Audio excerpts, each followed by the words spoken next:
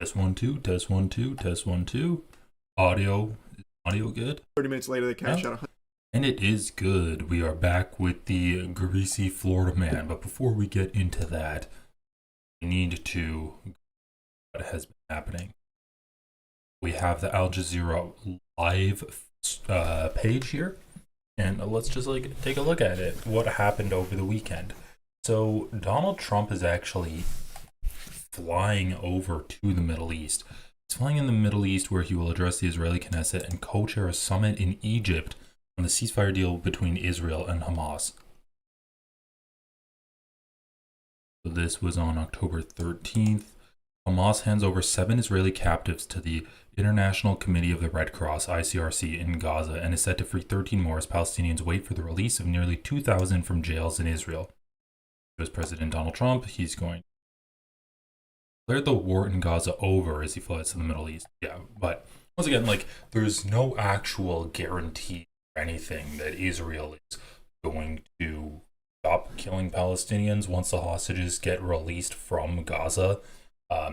They aren't even pulling out of Gaza. Why would they not pull out of Gaza if they actually are trying to do a good faith effort of ending the war and creating a Palestinian state? They pulled back to they still occupy 50% of Gaza. That's what's happening right now.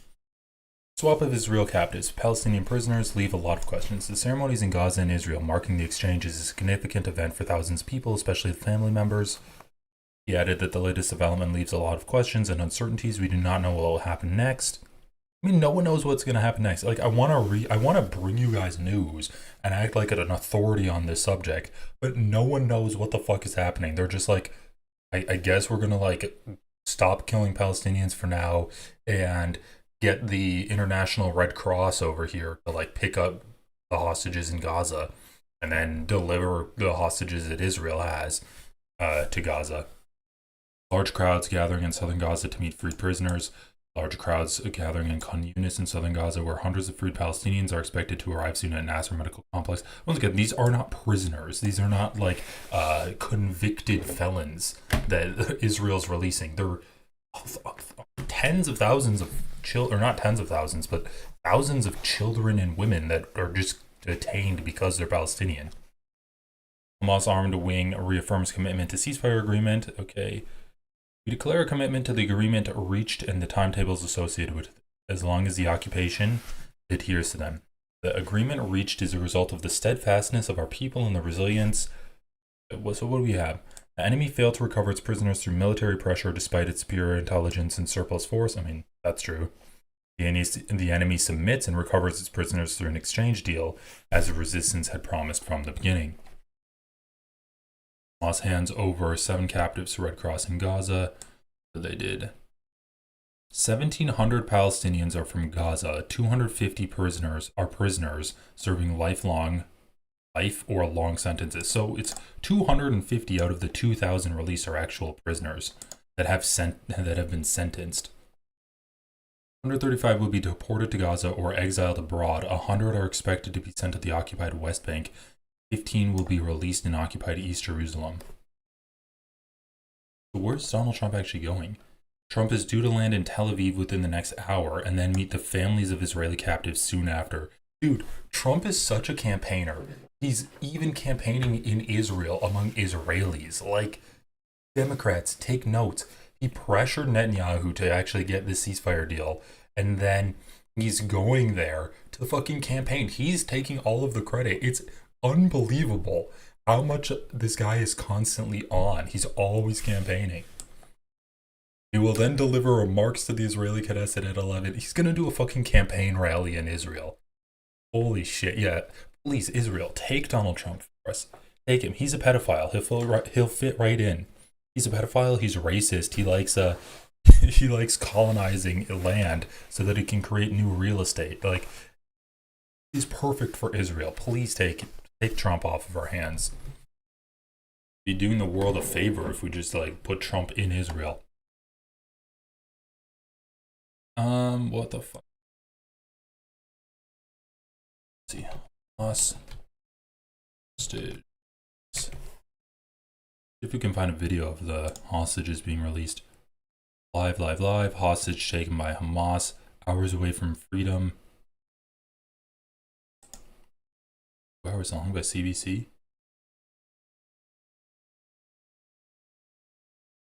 Over, and Israel had said they were ready to receive them.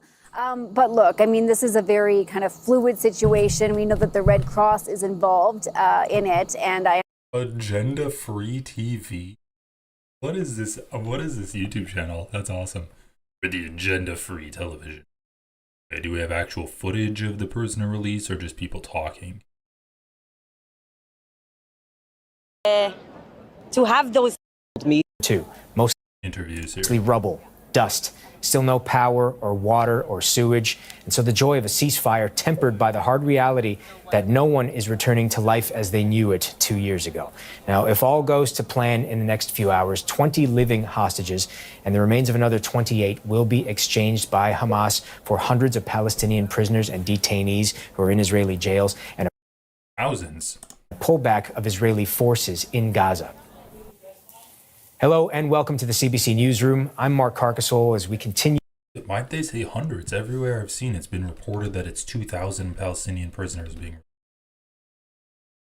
It's much gentler feeling emotionally. People are anticipating the release of those 20 hostages at some point. There are people who are painting pictures. There are children who are painting pictures, families just spending some time together. Everyone saying that they want to be here. They want to be a part of this. They want to know and see that those 20 living hostages are back into the safe hands of Israeli Defense Forces. That will be the group that the Red Cross turns over those individuals to. But then there are questions. How many of the hostages that we know have died in captivity? How many of their remains are known? How many of them will be returned?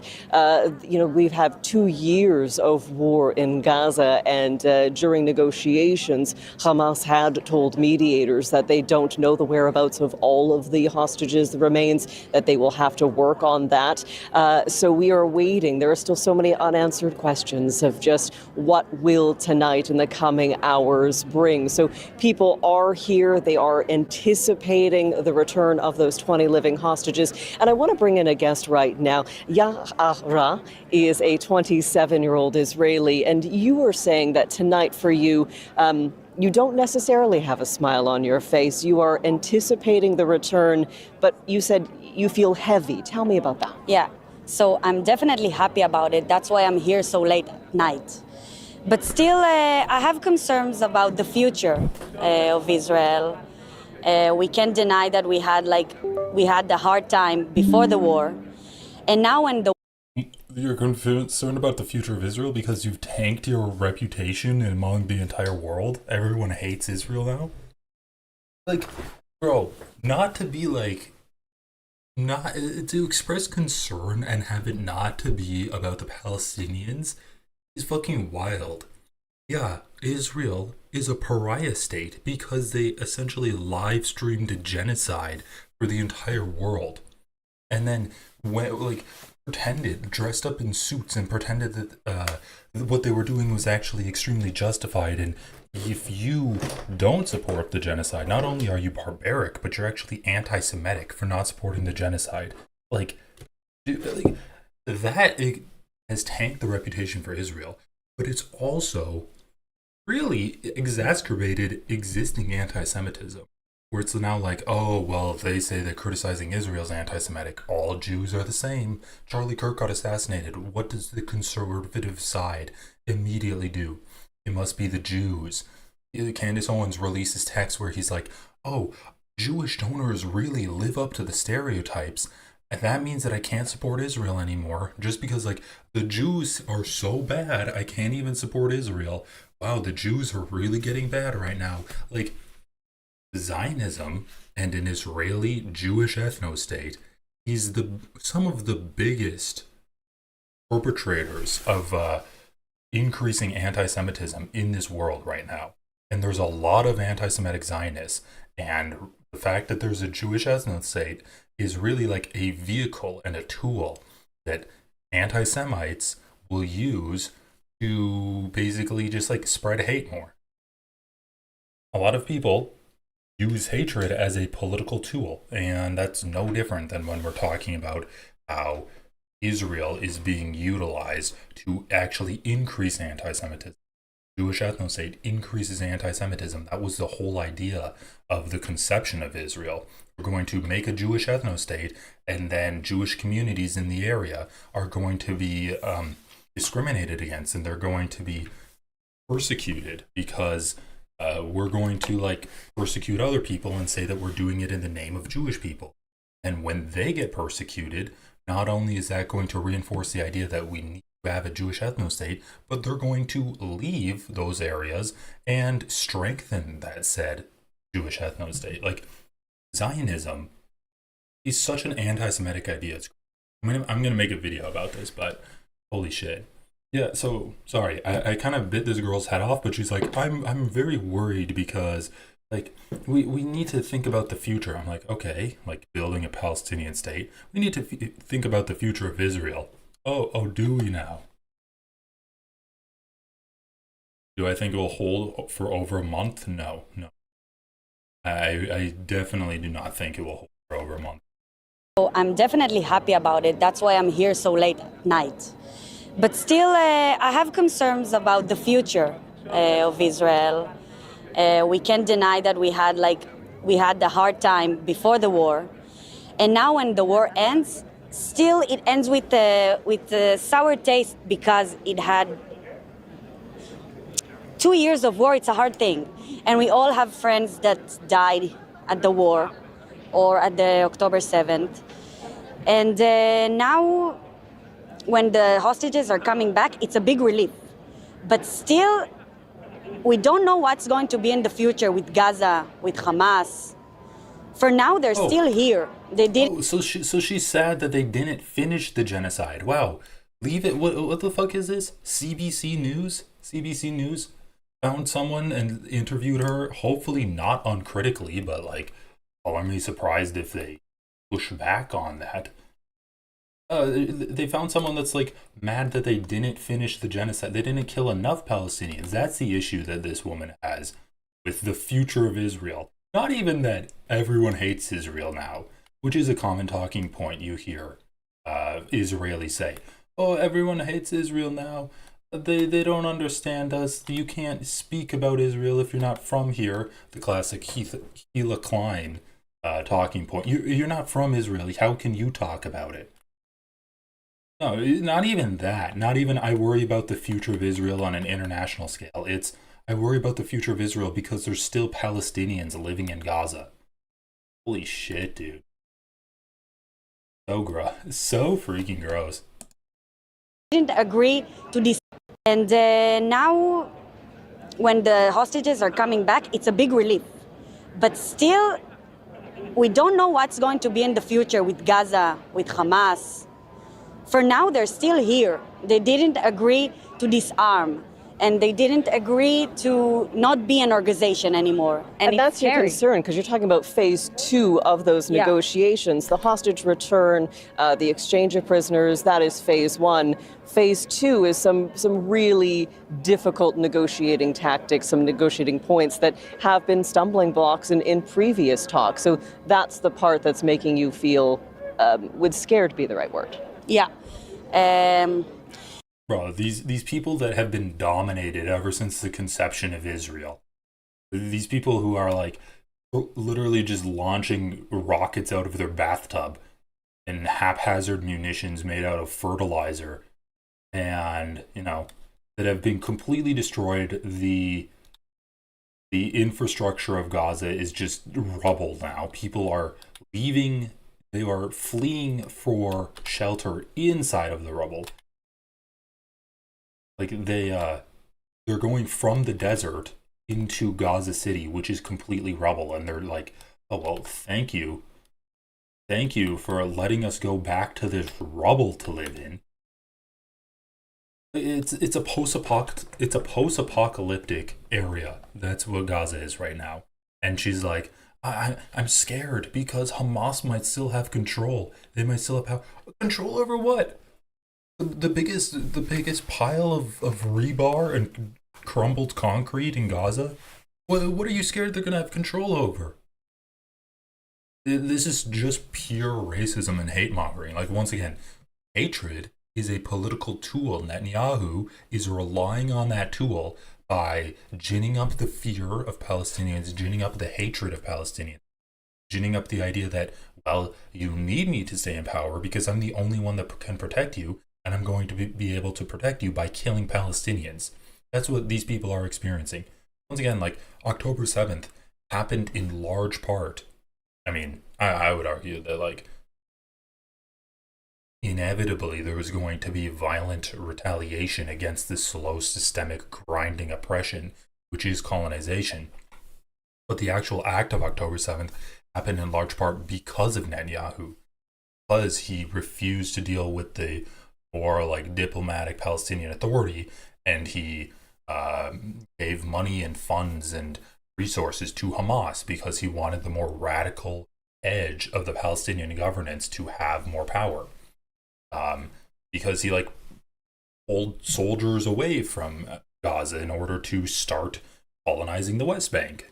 Like, October 7th happened because of Israel, and we're seeing that happening still 2 years later, where it's still the same villains and it's still the same solution: just kill more Palestinians.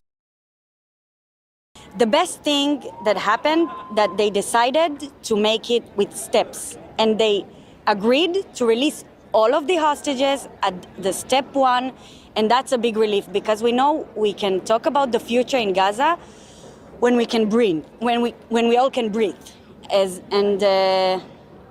least everyone will be home. But still, we don't know what the future holds. And not all of the Palestinians, right? Only 2,000 Palestinian hostages are being released. Only 2,000 compared to the 20 that the 20 Israeli hostages that Hamas is going to. And, like, come on, for all of the people that are like, Hamas could end this war tomorrow by releasing all of the hostages, where are all of the people that say Hamas could end this war by releasing the hostages at any point? Where are all of those people being like, who cares what the next steps are? Get all of the Israeli troops out of Gaza. This war should be over. Israel got its pound of flesh. Israel got the hostages back. There's no more reason to go to war. And the reason those people aren't saying that shit is because they never actually believed it. It was a talking point to victim blame the people being genocided for saying that they caused the genocide be happening. But in reality, they are in favor of the genocide. They're in favor of no more Palestinians, right? It's either, oh, well, Hamas has hostages, so we need to go in and, like, unfortunately, civilians will be killed because we're trying to free the hostages. Make any sense? Like, they're just in favor of civilians dying. Then Hamas releases the hostages. Then it's, oh, well, Israel's going to have to keep going in to, like, remove Hamas's military capabilities because Hamas could retaliate against Israel. Oh, well, it looks like all of the military capabilities, when we're trying to remove them, we kill a lot of Palestinian civilians. Well, that's just a price you have to pay. Then the Secretary of Defense, Yoav Gallant, says there's no more military targets in Gaza. There's no more military targets. We've achieved every military victory we possibly can. Like, well, but terror babies are a thing. Baby Palestinians are going to grow up to be terrorists when they're like 12 years old. So we kind of have to just take them out too. Like, it's just about genocide. Like, that's all that it's about. Everything comes down to, well, we should kill civilians. We should kill women and children and non-combatant men. We should just kill everyone. That's kind of what it all comes to. We don't have peace in the Middle East. We all say that Trump always says that he made peace in the Middle East, but it's not peace yet. He made a big thing. Ending the war was a thing that we all wished for, we all waited for, but still we don't have peace here. Is it? Ending the war is something we all wanted, but we don't have peace. Yeah, because there's not going to be peace until there's no more Palestinians left. He made a big thing, ending the war. And just don't get anything twisted. Israel wants to ethnically cleanse Gaza. Israel wants to ethnically cleanse the West Bank. They are actively doing that right now. When that happens, there's still Palestinians living within Israel. They're going to be the next population that goes. And there's Arabs living in Lebanon. There's Arabs living in Syria. They've already experienced IDF aggression and bombing.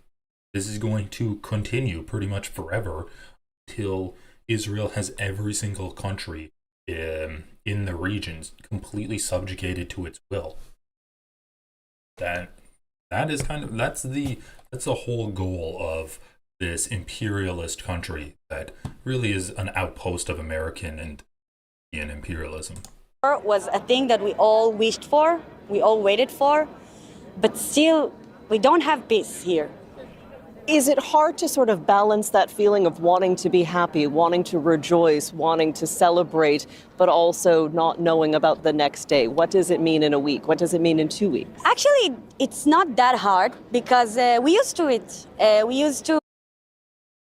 What is this racist shit from this reporter? It's like, oh yeah, well, it's good that we got the hostages back, but I don't know, there's still Palestinians living there, and that's scary.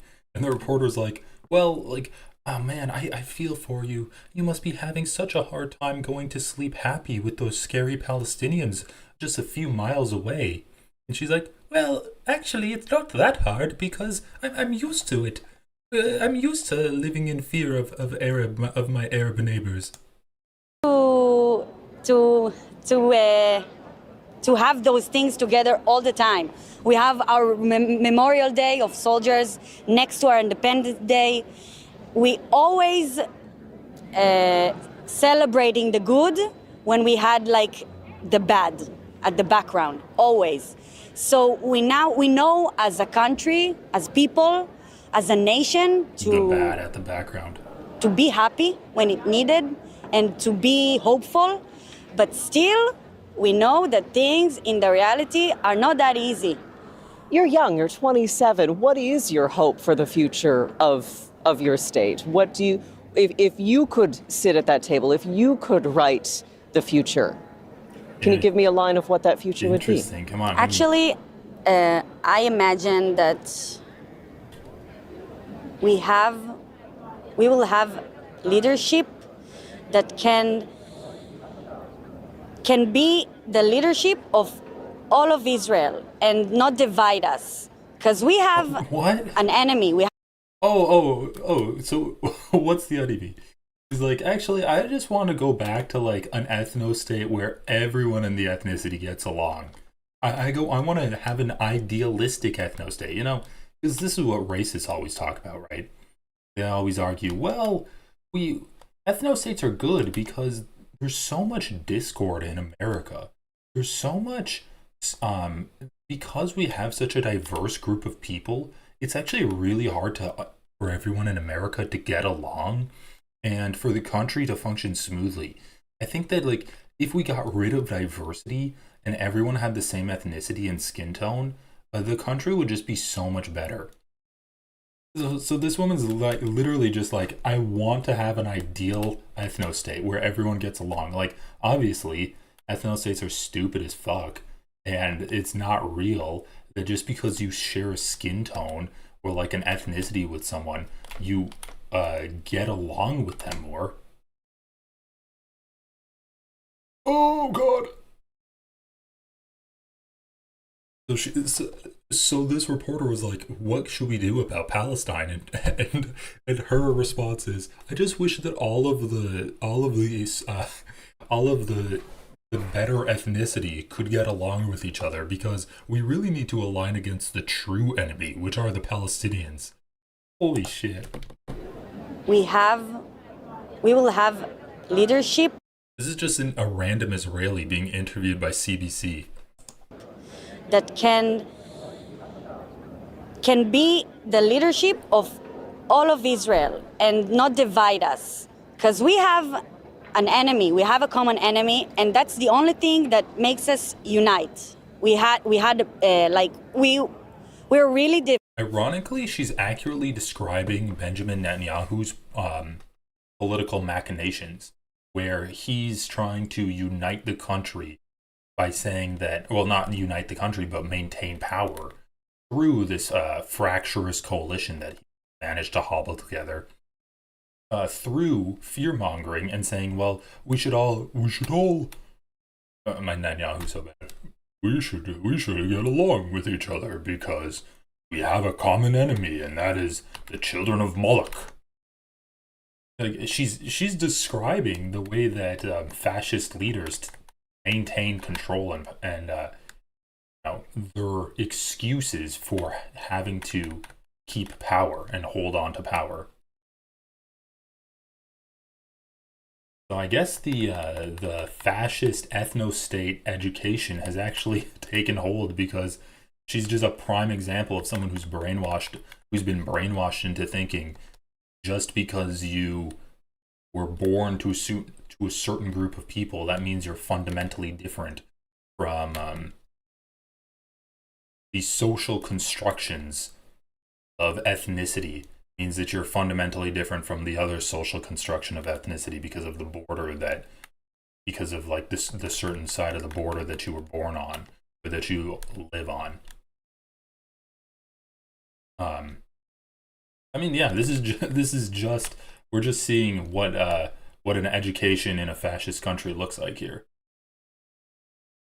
But it is pretty funny that she was asked, well, what do you want to see happen? You're young. And she's just like, I want everyone to get together and to have a good ethno-state, a proper ethno-state.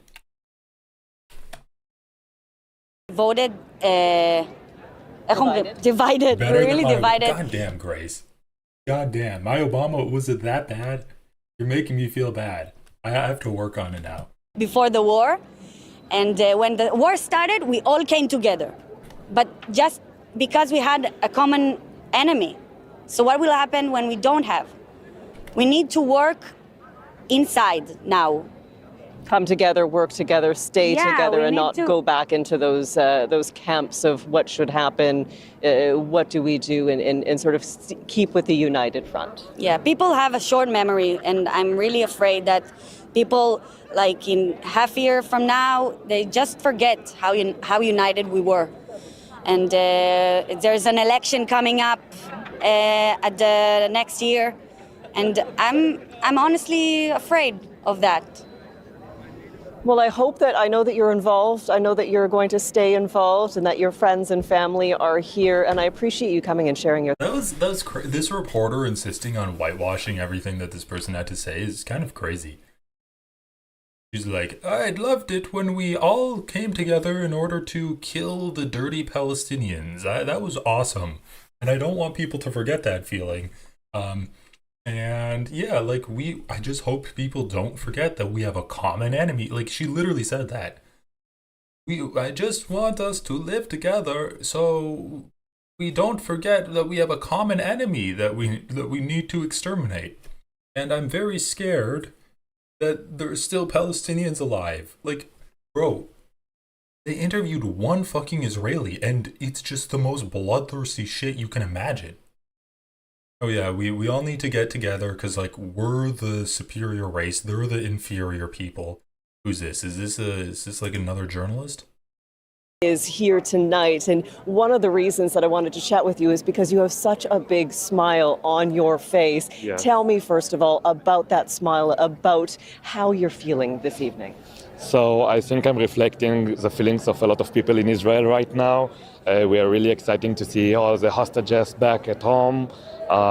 We waited for this moment almost 2 years more. Just remember, like, what Netanyahu touted as a win for this deal was getting the hostages back and not having to fully withdraw from Gaza.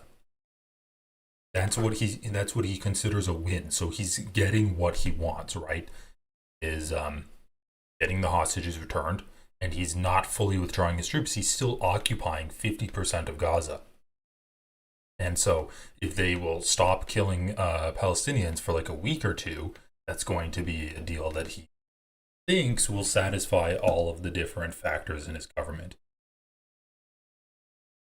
But yeah, like, I don't know, man. If you are actually trying to bring an end to the war in good faith, like Netanyahu in a speech last week, he's like, we can do this the easy way, or we're fine doing it the hard way too. That just sounds like you're gonna kill everyone else once the hostages are out of Gaza. Like, we haven't seen a single Israeli being interviewed in like the week and a half that this hostage deal has been announced, where they're like, "Oh yeah, I can't wait for the war to end." They're just like, "No, let's get the Palestinians back, but we shouldn't forget that there's still or let's get the hostages back, but we shouldn't forget that there's still Palestinians there. There's still the common enemy that we need to be united against." Than 2 years. It was difficult 2 years. We suffer a lot, not only the families and the close friends, all of the people in Israel. So yeah, it's a little bit of relief, and we finally can breathe. We were talking about that because you said it felt like the collective community was holding their breath, waiting for that opportunity. Today, what were the conversations with your relatives, your friends, as you decided if you're going to come down here and made your way? Yeah. I'm sorry, like 20 people left in Gaza. I don't think that was stopping the entire country from moving. Maybe it's more of like a point of pride thing. Oh, they have 20 of our people. That's horrible. That makes us look weak. Maybe that's what they're talking about. Yeah, it's just so hard for me to think about it like this when Israel has 2,000 hostages. There are more than 2,000 hostages, way more than 2,000, but they're releasing 2,000. They're releasing 200 Palestinians or 100 Palestinians for every Israeli that's being released. So actually, as Israelis, we are always a spectacle. Like we need to see them over here in Israel after, they take a little bit medicines and medical care. So we want to see them over here on our land, to see them with their families. I know that my family is really excited, all my relatives, my friends, we are so happy to be here tonight and, to share a little bit of solidarity with our people. How are you preparing? Because the 20 that Israeli officials did confirm, 20 are in fact still alive. We don't know their condition. They have been in captivity for more than 700 days. Are you nervous to see their physical shape? Is that something that is going to sort of temper your reaction to their return? I'm sure there will be some people in a bad condition, and we need to be prepared for this as well. I know that a lot of experienced people will take care of them. We, as people, when we see those photos, it's really hard when they were captured, and when they will come back, it will be hard as well. But they will be here, and we will take care of them, and we will make sure that they and their family will be fine. And it just is kind of gross, like news organizations centering the Israelis here when they're like, "Oh, it's been a hard 2 years because I've had to every now and then look at a news article that says there's still hostages in Gaza, and that makes me feel bad." When, like, literally the celebration that Palestinians are having is celebrating returning to disintegrated houses. It's like, "Oh, I found a shirt that wasn't burned to ash. Found a shirt in the rubble that wasn't burned to ash. That's a good day. That made my week. A dusty shirt that I can put on and wear and feel some kind of connection to when I had a normal life." Like, we're talking about how the Israelis are feeling right now for 20 hostages that like are just gonna go home and be fine. We're not even talking about the 2,000 Palestinians that were men, women, children kept there without any kind of trial, just captured from Gaza and then put into this prison, tortured, beaten. We're like, "Oh yeah, I feel happy because 20 people are coming back, and that was a lot of stress. We had a real hard time." Yeah, the Israelis had a real hard time.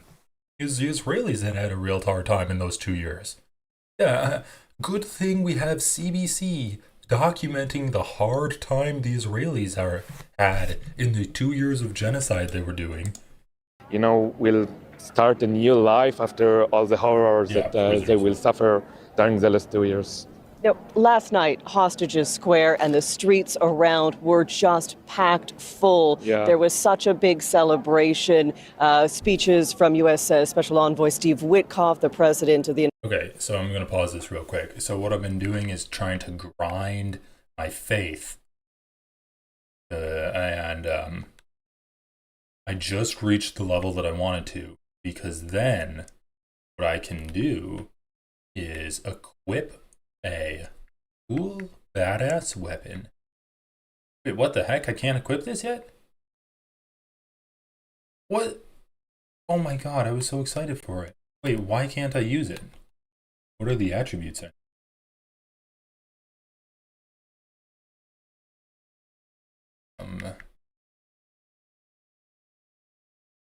What attributes do I need for this? Wing and Scythe. Oh, I need to get my dexterity up too, to 16. I just like super scaled up my faith. Well, what is my dexterity right now? Okay, I only need to, okay, I'm gonna do one more level up. There we go. One more level up and then I can use Scythe. United States son-in-law, Jared Kushner, Ivanka Trump. There were moments that were loud cheers and excitement. And then we know that when Steve Witkoff mentioned Israeli Prime Minister Benjamin Netanyahu, there were loud boos. He almost seemed like he was trying to calm the crowd down. There is frustration. There is a level of anger that it's been 2 years. Some people saying it could have happened sooner. Are you thinking about that tonight? Is that what is going through your head, or is the accountability, the questions needing to be answered for tomorrow? I think it's all together, like it's all mixed in our feelings today. You know, we are in a democracy, and there are a lot of opinions of many people, and that's the good side of our country. I think that this night we need to celebrate, and we need to, you know, to take this moment to feel a relief and to breathe a little bit. There are a lot of questions that need to be answered. Many people, not only the hostages, not only the people in the south of Israel, also in the north of Israel, also in the central of Israel. This guy's not really saying anything of value. Do we have any other interviews? Any other man on the street interviews with hostages? Oh, we must not forget about the final solution to the Palestinians. That felt great when we all came together to get them out of Gaza. Cousin of slain hostage. Any more man on the street in Trump? What is President Trump expected to do while he's in the Middle East? We know it's a short trip, but he's got a lot on the agenda. Yeah, Donald Trump will, once he arrives on the ground, he is expected to meet with hostage families as well, possibly some hostages.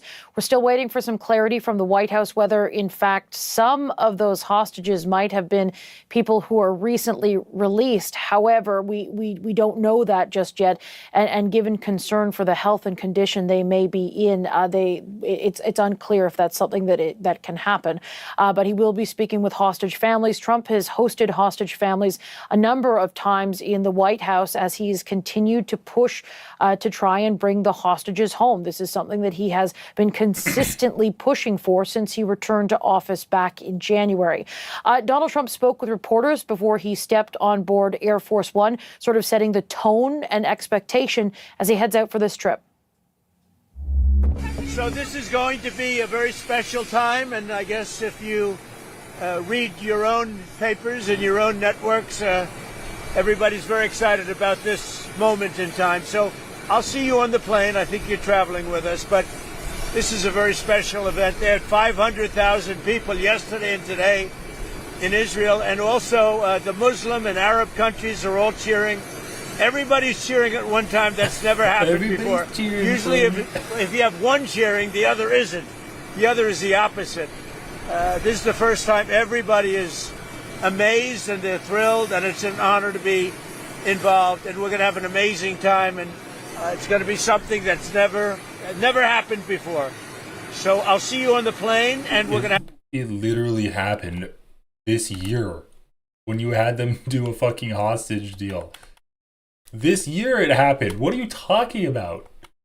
Yeah. What does he mean it never happened before? He did it earlier this year. There was a ceasefire for like a few days or a few weeks. And they did a hostage exchange. That was the last hostage exchange. Bro, I'm losing it.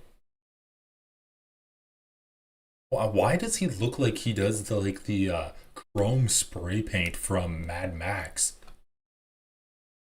Looks awful. What is this pause frame? Have a good time. So Donald Trump continued that sort of projection of confidence that this deal is here and this deal is here to last, telling reporters on board Air Force One that he declares the war over. He was asked a question about, why has Israeli Prime Minister Benjamin Netanyahu not gone that far to say, this war is over? And Donald Trump said, it's over, okay, you understand that? Sort of pushing back against that question. He also credited Israeli Prime Minister Benjamin Netanyahu, praising his leadership for Israel in this moment. The U.S., of course, being a very strong ally of Israel. And even though he acknowledged that there have been some difficult moments, some difficulties that they've had in the relationship, that, of course, being, a few moments in the lead up to sort of the breakthrough that took place last week. We know that, Donald Trump was very, very frustrated with Israeli Prime Minister Benjamin Netanyahu over that early September attack in Qatar when Israel targeted Hamas leadership in Qatar, and the United States did not get a heads up about that. That was something that really frustrated and motivated Donald Trump to put additional pressure on Benjamin Netanyahu to get closer to the point where the world is witnessing just now, to this point now. Donald Trump also spoke about the plan to rebuild Gaza and how quickly he wants that to go ahead. He spoke with reporters on board Air Force One. Have a listen to what he has to say. It's going to start really essentially immediately. I mean, they're going to have to start by removing a lot of the structures that you see that are down to the ground. I mean, it's blasted. This is like a demolition site. Almost the entire site is. So you have to get rid of what you have there. You have structures that are very dangerous. They're falling down. If they haven't fallen, they're going to fall down of their own volition. Trump also said he is open to going to Gaza, but that's not something that's on his agenda. That's something that he said possibly in the future. But again, so he'll start in Israel. He'll meet with some hostage families. You don't have video of that? Families, possibly some hostages as well. Then he'll address the Israeli parliament. He's the first U.S. president to do that since 2008. George W. Bush was the last U.S. president to address the Knesset. And then he'll head to Egypt to oversee that peace ceremony and take part in that meeting. Donald Trump is intent on taking ownership of this, taking leadership of this, and his presence at this event, at this meeting in Egypt, really certainly underscores the U.S. commitment to this. All right. Now, Katie, let's move from the next 24 hours or so to the coming days and weeks ahead. What more are we learning from Washington about what to expect in the near future? Well, Vice President J.D. Vance appeared on several U.S. talk shows today, to shed a little bit more light. There we go. That might be our cue to switch from this to actually talking about J.D. Vance. So essentially, I don't think any bombing has been done from Israel. I'm just going to hang out here and see if that guy finally jumps down and tries to fight me. I don't think any bombing has been done. Let's take a look really quick.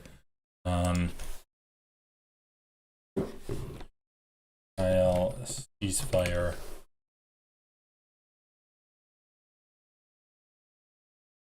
Major Gaza summit in Egypt. Oh shit, he dropped down.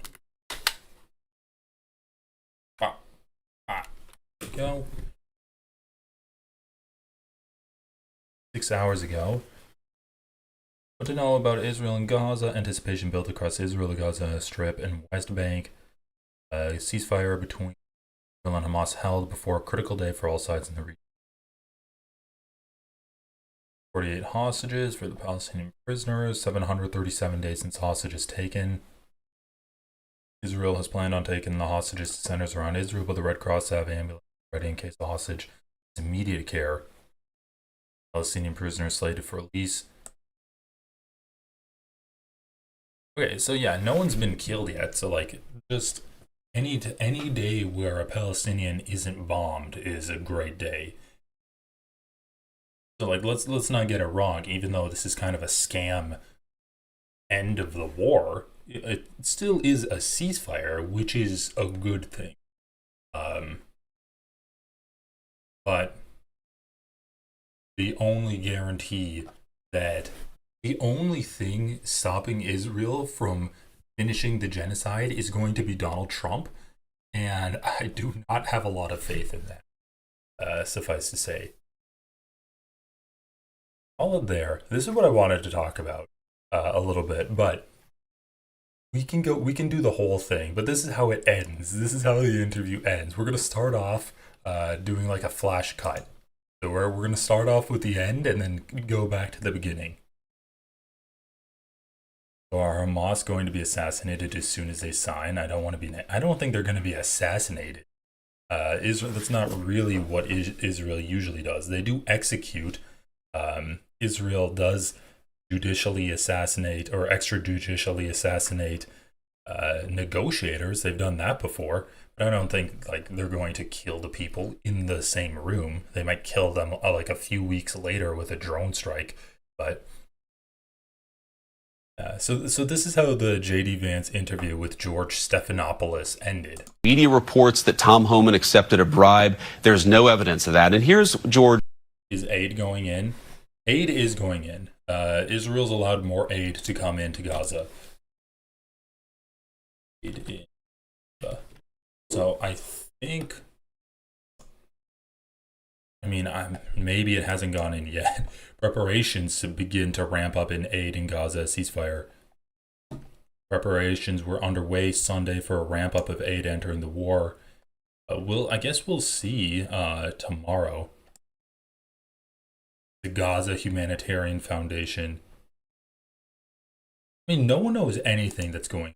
People are just flying by the seat of their pants. It's not like an actual well thought out ceasefire plan where there's factors set up so that each time they get to another level in the ceasefire, it's ready to go and it triggers, and then immediately there's difference. But yeah, I think trucks are moving through. This was 17 hours ago by CNN.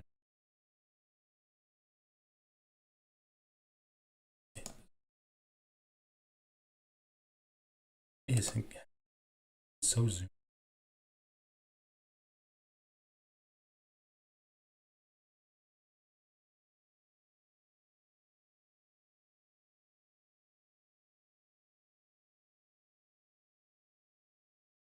Okay.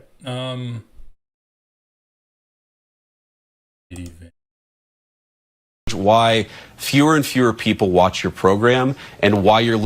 So he's asked if Tom Homan took $50,000 for like a bribe. Because you're talking for now 5 minutes with the Vice President of the United States about this story regarding Tom Homan, a story that I've read about, but I don't even know the video that you're talking about. Meanwhile, low-income women can't get food because the Democrats and Chuck Schumer have shut down the government. Right now, we're trying to figure out how to pay our troops because Chuck Schumer has shut down the government. You're focused. I love the fake pleas for the humanity of the poor people coming from the guy that's cutting Medicare by like $80 billion. Or, oh, the government's shut down? Well, let's just not pay the people that have to work without pay. We're not going to back pay them, even though we're required to by law. Yeah, this is the guy who, held around with Elon Musk and allowed Doge to come in and cut cancer research for children on like the first week of Trump's presidency. This is the guy who's crying about low-income women not being able to get food. Focused on a bogus story. You're insinuating criminal wrongdoing against a guy who has done nothing wrong instead of focusing on the fact that our country is struggling because our government's shut down. Let's talk about the real issues, George. I think the American people would benefit much more from that than from you going down some weird left-wing rabbit hole where the facts clearly show that Tom Homan didn't engage in any criminal wrongdoing. It's not a weird left-wing rabbit hole. I didn't insinuate anything. I asked you whether Tom Homan accepted $50,000, as was heard on an audio tape recorded by the FBI in September 2024, and you did not answer the question. Thank you for your time this morning. No, Illinois George, Governor I J.B. said that I Pritzker's don't. Up next. We'll be right back. Bro, they fucking George, I cut saw off media the reports vice that Tom. president of the United States. It's so good. And you did not answer the question. No, George. Oh, just shut the fuck up, you little bitch. No one likes hearing JD Vance. Remember on the campaign trail how Trump was treating him as like a little whipping boy? Just sending him out to get constantly humiliated day after day? No one likes this guy. Dude, you act like a little bitch, unable to answer the question that George Stephanopoulos asked you. A very simple yes or no question, and you get all offended by it. Come on, what happened? I thought the conservative right were against snowflakes. How come everyone's a snowflake now? It's disgusting. Everyone on the conservative right is a snowflake now. And you get JD Vance melting live on air from George Stephanopoulos asking him a question, and then he just gets cut off. So we need to watch this interview because also it's going to be kind of stupid. Here we go. Let's get into it. This Week with George Stephanopoulos starts right now. Ceasefire overseas. And I think it's going to be a lasting peace, hopefully an everlasting peace. Political warfare at home. Trump himself lies consistently, persistently. The lies should not stand. As Palestinians and Israelis celebrate, President Trump's push to deploy troops in American cities draws protests. Plus, as the government shutdown continues, the White House orders mass layoffs of federal workers. Every Senate Democrat who's going along with this, you lack the moral fortitude to do the right thing. Republicans have the House, the Senate, and the presidency. They decided to shut the government down. And the president's handpicked prosecutor indicts New York Attorney General Letitia James. What the fuck is this background, Hakeem Jeffries? Republicans have the House, the Senate, and the presidency. They decided to shut the government down. It's just so bad. Like he looks disheveled. There's no good lighting at all. Goddamn, dude. Like once again, Donald Trump forces a hostage release to go through, and then immediately flies to Israel to celebrate it and campaign. Oh, everyone loves me.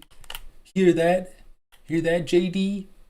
Gotta talk to old George Stephanopoulos. While I'm going to Israel in Tel Aviv, everyone's gonna love me there. I'm going to kiss babies and shake hands. It's gonna be great.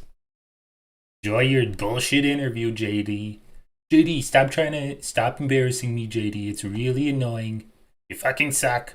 Couldn't even answer that question. You got cut off. Making you look bad, JD.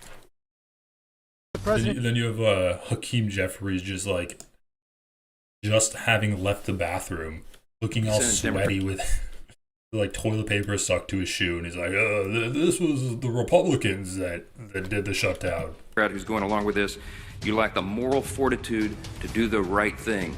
Republicans have the House, the Senate, and the presidency. They decided to shut the government down. And the president's handpicked prosecutor. Like, how come whenever you see a Republican talking, there's like 10 lackeys behind them? It makes them look important. It makes them look like they're a leader. And when you see the Democrats talking, it's like Hakeem Jeffries or Chuck Schumer's behind him.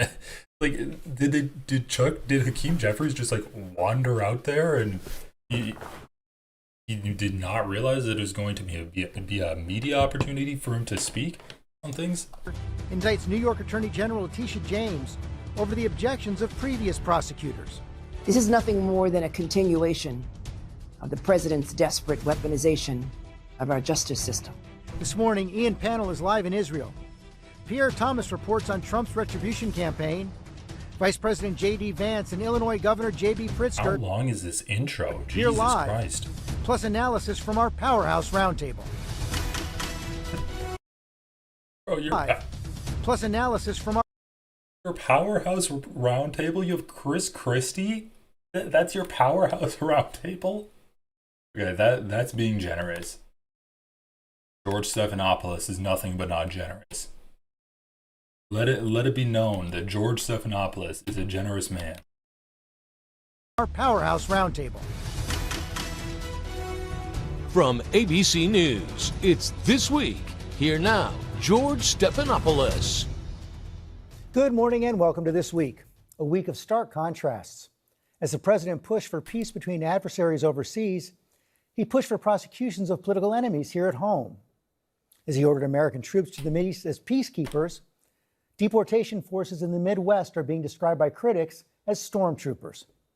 And as the president prepares to address Israel's parliament, our House of Representatives is not working with pay, while federal employees are working without pay. Thousands more have been fired by the White House. All as Trump's Treasury Secretary authorized a $20 billion bailout of Argentina that will also benefit his former business associates. A lot to cover this Sunday morning. We begin with Chief Foreign Correspondent Ian Pannell in Tel Aviv.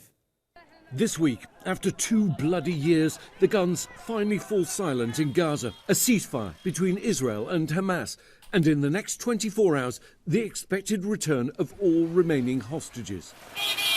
Tens of thousands of Gazans stream back to what's left of their homes amid catastrophic destruction. Aid groups poised to flood Gaza with desperately needed food, medicine and other supplies. It's been a whirlwind of a week. President Trump announcing the peace deal Wednesday, hailing it as a great day for the Arab and Muslim world, Israel, all surrounding nations, and the United States of America. We reached a momentous breakthrough in the Middle East, something that people said was never going to be done. We ended the war in Gaza and really, on a much bigger basis, created peace. Israel ratifying the first phase of the deal early Friday, agreeing to partially withdraw its troops. The deal mandates the release of the 48 remaining hostages in Gaza, 20 believed to still be alive. The release of Palestinian prisoners, 250 convicted inmates and 1,700 detained in Gaza, and the distribution of much-needed humanitarian... So, wait, 1,000 Palestinian prisoners, 250 convicted inmates. So 1,000 Palestinian prisoners are just hostages, right? And then 1,700 detained Gazans released. So you're saying that it's 2,700 people being released, and in addition to that 2,700, there's 250 people that are actually convicted for crimes? So that's 2,700 hostages. Where are all the yellow pins for the Palestinian hostages that Israel has? 2,700? What the fuck are we talking about here? We know the conditions of Israeli prisons are horrible. There was an entire pro-rape protest where there were crowds amassing to defend a prison guard that was accused of raping Palestinians. They're like, no, he did nothing wrong. You should be able to rape Palestinians. Like, we know how horrible the conditions are for Israeli prisoners. And we're saying that, you know, the 20 hostages in Gaza, they're getting talked way more about than the 2,700 that are being released. This is just the ones that are being released, right? Not even all of the ones that are in Israeli jails. Humanitarian aid into Gaza. Trump sending his lead negotiators, Steve Witkoff and Jared Kushner, to Egypt to finalise the deal. The two speaking last night in Tel Aviv's Hostage Square. The crowd booing the mention of Israel's prime minister, but cheering Trump's role. Your courage and endurance inspired the world, and it was your belief, joined with the bold leadership of my friend and President of the United States, Donald J. Trump, that made this peace possible. As 200 US troops arrive in Israel to monitor the ceasefire agreement, US officials saying they won't be on the ground in Gaza. President Trump saying he's traveling to Israel and Egypt this weekend to mark the historic deal. And after 2 years of pain, hostage families await the return of their loved ones. Among the 20 believed to be alive, Eitan Horn, who was kidnapped from Kibbutz Nir Oz while visiting his brother on October the 7th. His brother was released in February. His father, Itzhak, telling me, on the one hand, I'm happy because it's probably going to happen. On the other hand, I'm a little unsure, not because I think it won't happen, but because I know who we're dealing with here. Many questions remain over what comes next, whether Hamas will disarm and how Gaza will be governed after the war. Bro, once again, how come every Israeli, dude, it's without fail, every Israeli they interview is like, well, I'm happy the hostages are coming back, but I have a bad feeling in the back of my stomach about this, because we know who we're dealing with here. It's the Palestinians it's the Arabs that we're dealing with. To happen. On the other hand, I'm a little unsure, not because I think it won't happen, but because I know who we're dealing with here. Like, it's literally just like, I'm a little unsure because there are Palestinians still alive. He's like, I'm unsure, not because I don't think it will. So he does think that the Palestinians will come through on their end and the hostages will be released. But he's just unsure because it gets right down to it. It's get the hostages back or kill more Palestinians. A lot of Israelis would choose to kill more Palestinians, and that's why this guy's unsure. I'm a little unsure. Like, that woman we saw interviewed earlier in the stream, she's like, well, I'm happy we get the hostages back, but I just hope that we don't forget how united we were against a common enemy. It's like, fuck, we're getting the hostages, but that means we're not going to genocide anymore. And that was my favorite thing to do. My favorite thing was waking up every day and reading how many more Palestinians were killed. This guy's like, well, I'm unsure, not because I don't think we're going to get the hostages back. I think that's going to happen. I'm just unsure because we're still having to deal with Palestinians, right? It's just without fail. It's just, they can't avoid the genocidal hatred that is coming out of the mouths of these Israelis. Many questions remain over what comes next, whether Hamas will disarm and how Gaza will be governed after the war. But Trump projecting confidence ahead of negotiations to nail down the next phase of the deal. There is consensus on most of it, and some of the details, like anything else, have been worked out. In Gaza, 15-year-old Yusuf al-Orjani just relieved that finally there is a ceasefire. Praising America and President Trump with 1,000 thank yous. George, 500,000 Palestinians are believed to have returned to Gaza City and the north of the Strip since the ceasefire. That's according to Gaza Civil Defense. But our producer on the ground this morning reporting that many are now heading back south because there's basically nothing left. No homes, no access to water, food or internet. Meanwhile, the clock is ticking increasingly loudly for the return of the hostages, expected to be back at home with their loved ones by midday Monday. George? And Ian, President Trump is heading to Tel Aviv later today. What should we expect tomorrow? I mean, it's actually just so mind-boggling to me that, and we can skip ahead to the actual JD interview, but it's so mind-boggling to me that it's so much of the media coverage has been about the hostages. We're interviewing people that are family members of hostages. We're talking about how, we're going to have Red Cross, but like just in case they need medical attention immediately, and they're going to be taken and like paraded around Israel as heroes. And everyone loves Donald Trump because he got the hostages back. And then just the afterthought of, and there are so many Palestinians coming back to their homes, but they're actually just going back from where they were sheltering because there's nothing left. Okay, on to the next thing. What? We're leaving that as an afterthought, that the houses of Palestinian refugees has been so utterly demolished. There's actually nothing for them to return to. There's nothing for these Palestinians to return to, and that's just left as an afterthought. And like all of the coverage is on how happy Israelis are, even though they're still like, well, we should kill the Palestinians. I'm a little afraid that there's still Palestinians left. And then, and not even like, and then it's framed as a positive, right? It's framed positively, right? Positively that it's like, oh, well, these people are still understandably concerned in the back of their minds.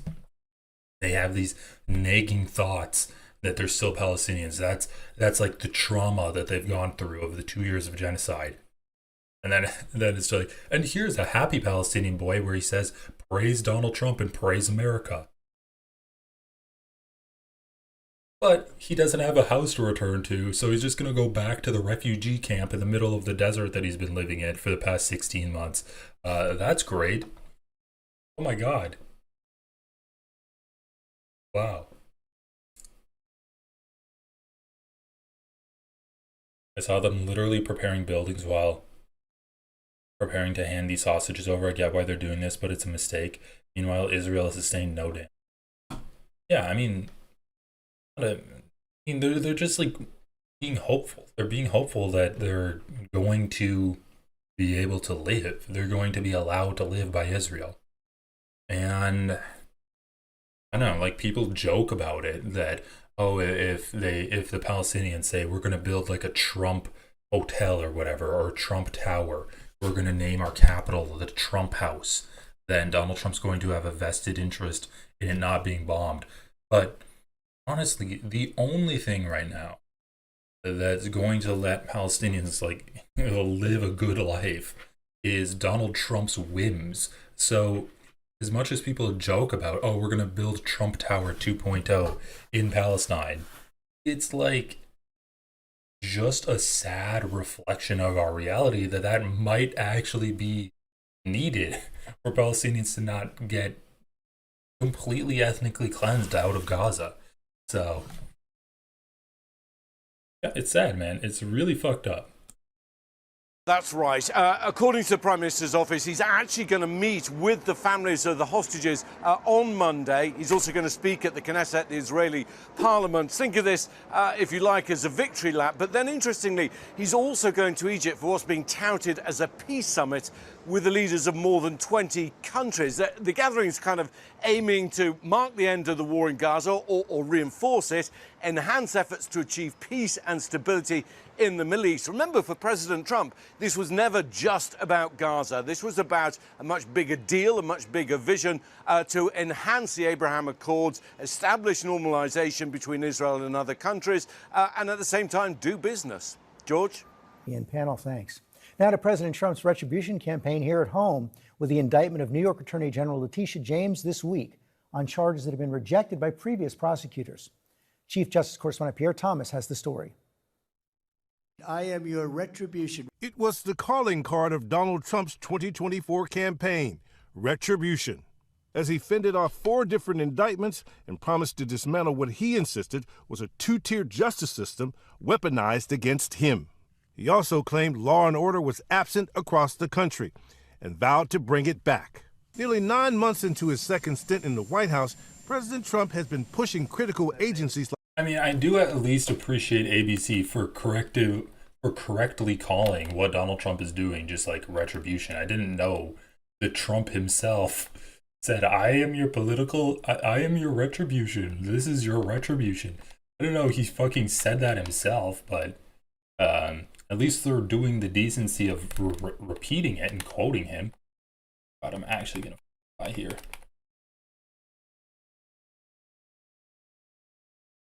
Oh no, I died. Like DOJ and Homeland Security to be ultra aggressive, instructing ICE to conduct sweeping removals of undocumented immigrants and ordering National Guard troops into Democrat-led cities, with a number of courts questioning whether he's stretching the limits of his constitutional authority. This week, his Justice Department secured an indictment against one of his main political enemies, New York Attorney General Letitia James, who campaigned on going after Donald Trump and who won a $500 million judgment in a civil fraud case against the Trump Organization and his family. DOJ announcing that James is charged with 1 count of bank fraud and 1 count of making false statements to a financial institution, which each carry a max. Yeah, so what was the deal? She said that she had like 2 primary residencies or something. So she like filled out paperwork incorrectly. Not the same thing as being like, not the same thing as Donald Trump inflating the value of his properties and then deflating them when it came time to pay taxes. Maximum sentence of 30 years in prison and up to $1 million fine.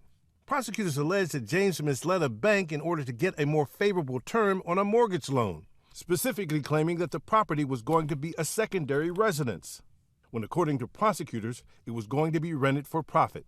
These charges are baseless, and the president's own public statements make clear that his only goal is political retribution. It was the second time in a 14-day span that Trump's Justice Department targeted one of his political foes after they secured an indictment of former FBI Director James Comey in late September. Both pursuits have come in the wake of that post Trump made referencing Tish James and Comey and directing Attorney General Pam Bondi to go after them. The charges against James and Comey were brought by Lindsay Halligan, Trump's former personal attorney and newly picked U.S. Attorney for the Eastern District of Virginia, who has no prosecutorial experience. Halligan only landed the role after Trump forced out her predecessor, who he previously appointed, Eric Siebert, who sources say cited a lack of sufficient. Yeah, this is just a part of a larger picture of Donald Trump. You know, every time the Republicans cry about something the Democrats are doing, it's always projection, right? So they say that, oh, the Democrats are using lawfare. They're using lawfare against us by charging us for our crimes and actually prosecuting our crimes. And then immediately Donald Trump gets into power and he does exactly that, like insane charges against his political opponents. Letitia James charging her for like $1 million because she said that this house that she bought was going to be her secondary residence, and actually she wanted to use it for an Airbnb. That's what she's getting prosecuted for, right? Or like targeting James Comey, targeting people with just using their political speech. This is like political speech and then arresting people for it. We're going to see here that like J.D. Vance justifies Donald Trump when he says that he wants to put J.B. Pritzker in jail because J.B. Pritzker didn't protect ICE agents enough. So now it's not enough that you like have to work with ICE agents and turn over all of your documents and your files of your undocumented population. But now you have to protect ICE agents? Like what? You need them to be, you need the local police officers to hold their hands, to give them little tummy rubs when they're feeling sick, give them like saltine crackers and ginger ale. Like it's just so stupid, but it's just political prosecutions, against the enemies of the administration.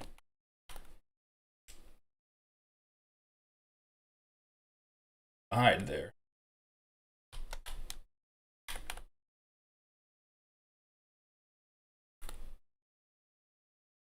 Boom. Let's continue this. Sufficient evidence in refusing to indict James or Comey. And as Halligan was in the courtroom bringing charges against James, the Justice Department was locked in 2 additional courtroom battles, defending Trump's effort to deploy National Guard troops in Chicago and Portland. They are being sent here to occupy our city. With Trump even calling for the arrest of the Illinois governor, J.B. Pritzker, and Chicago Mayor Brandon Johnson for failing to protect ICE officers, and repeatedly making false claims that Portland is burning. It's not a war zone. Our crime situation has gone down. But for now, Trump's efforts have been thwarted in both cities. On Thursday, a district judge implemented a temporary restraining order on National Guard troop deployment from any other state into Illinois, saying that it will only add fuel to the fire the defendants themselves started. That ruling came after a Trump-appointed federal judge put a similar block on his Trump deployment in Portland, writing that conditions there were not significantly violent or disruptive to justify a federal takeover of the National Guard, and that the president's claims about the city were simply untethered to the facts. But as those cases unfold, Trump has again floated options for circumventing the federal judicial system. The Insurrection Act, under what conditions or terms would you invoke? Well, I'd do it if it was necessary. So far, it hasn't been necessary, but we have an Insurrection Act for a reason. And George, as for that so-called enemies list, DOJ prosecutors are weighing whether to file charges against a number of Trump's political foes, including his former National Security Advisor John Bolton, California Senator Adam Schiff, and others who are under active investigation. George? Pierre Thomas, thanks. And we're joined now by Vice President J.D. Vance. Mr. Vice President, thank you for joining us this morning. Let's start with the Middle East. The Wall Street Journal is reporting that Hamas has confirmed they are holding 20 living hostages and that those hostages are going to be... I can't believe Charlie Kirk is gone. I can't believe that JD Vance is now the weirdest looking conservative figure. It's a dark time. We're in the bad timeline. Released in the next 24 hours, early as today perhaps. Have 20 living hostages been confirmed? When do you expect to see them? Well, they've been confirmed, George. Of course, you don't know until you see these people alive, but thank God we expect to see them alive here in the next 24 hours, probably early tomorrow morning, U.S. time, which will be later in the day, of course, in Israel. But look, George, we have to remember this is a remarkable achievement from an administration that really chose a non-conventional path to diplomacy. And I think that's the major takeaway. The President of the United States instructed Marco Rubio, Jared Kushner, Steve Witkoff. He said, get a deal done. Talk to the Gulf Arab states.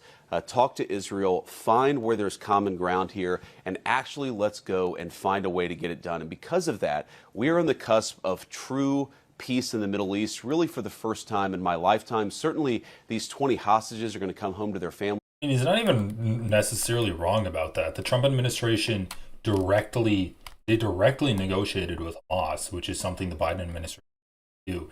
It's something that Donald Trump or Netanyahu had a lot of issues with when he's like, wait, they're what? They're negotiating with who?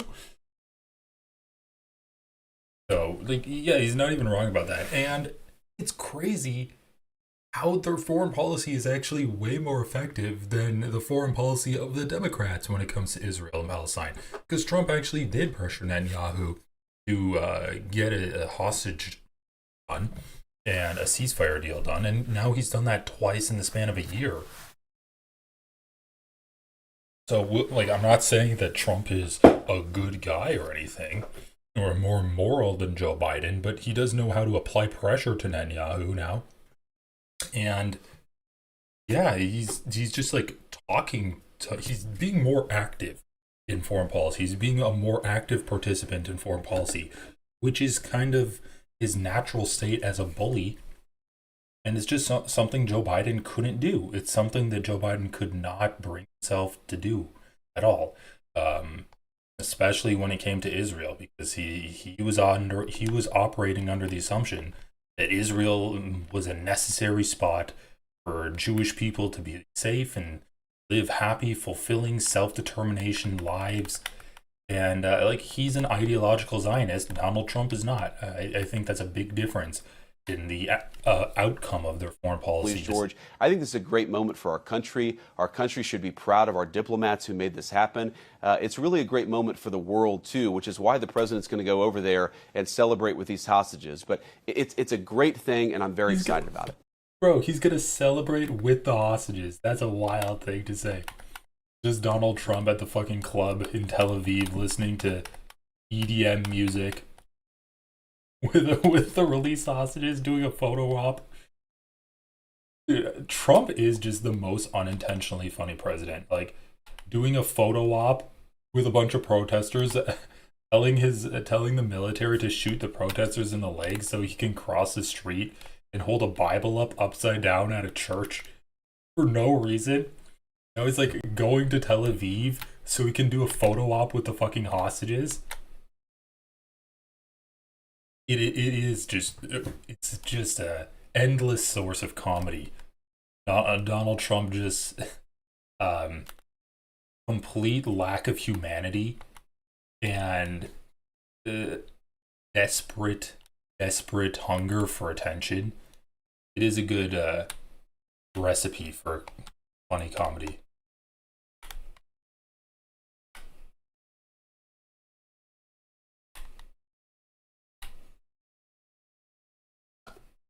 $200 U.S. troops are being sent to Israel to monitor the agreement. What exactly will they be doing? Will they actually go into Gaza? And are you concerned they could get caught in some crossfire? George, so that story is actually misreported. We already have troops at Central Command. We've had them for decades in this country. They are going to monitor the terms of the ceasefire. And that's everything from ensuring that the Israeli troops are at the agreed upon line, ensuring that Hamas is not attacking innocent Israelis, doing everything that they can to ensure the peace that we've created actually sustains and... Bro, the IDF is surrounding Gaza. How would Hamas attack innocent Israelis? I guess you're just saying they wouldn't break the ceasefire? Wait, you're gonna put troops inside of Gaza now? We're putting U.S. troops inside of Gaza? Okay. But the idea that we're going to have troops on the ground in Gaza, in Israel, that is not our intention. That is not our plan. You just said you were going to have troops on the ground in Gaza and in Israel. How are you going to make sure that Israeli troops are at the agreed upon line in Gaza if you're not going to have troops in Gaza? You just said they were going to be in Gaza and in Israel. That we've created actually sustains and endures. But the idea that we're going to have troops on the ground in Gaza, in Israel, that is not our intention. That is not our plan. There was a bit of a misreporting there, but we are going to monitor this piece to ensure that it endures. The other piece of good news that's been underreported, I think, George, is that Indonesia and a number of other majority Muslim states, they've actually offered to send ground troops to Gaza to ensure the necessary peacekeeping takes place. That's not something the United States is going to be expected to do. That's something the Muslim world is going to step up and do. And that, again, is because of the Trump administration's diplomacy. The president has also pushed for National Guard deployments in several American cities. As you know, that's been questioned by several federal judges, including Trump appointees. Also, the Republican governor of Oklahoma and chairman of the National Governors Association, Kevin Stitt. Here's what Governor Stitt said. We believe in the federalist system that states' rights. Oklahomans would lose their mind if Pritzker and Illinois sent troops down to Oklahoma during the Biden administration. How do you respond to Governor Stitt? Well, I'd say to Governor Stitt, you have to look at what's happening on the ground in Chicago. And the reason why Illinois is a different case from Chicago is because Chicago has been given over to lawlessness and gangs for too long, George. If you look at the murder rates in Chicago, the violent crime rates, you have women who have young families. They're terrible. Oh shit, I can finally use this thing. Ooh. A fucking scythe. Oh, all ye faithful shall bow before me. Oh my god. Oh! What the? Dude. Oh, I'm about to fuck some shit up. All hail, Golden God King. I need to work on my faith chants. To see sins. Oh, scythe assassinate. Holy shit. Sticking it in the carotid and just rip out his neck. Shine. Oh! Oh man, this thing is sick.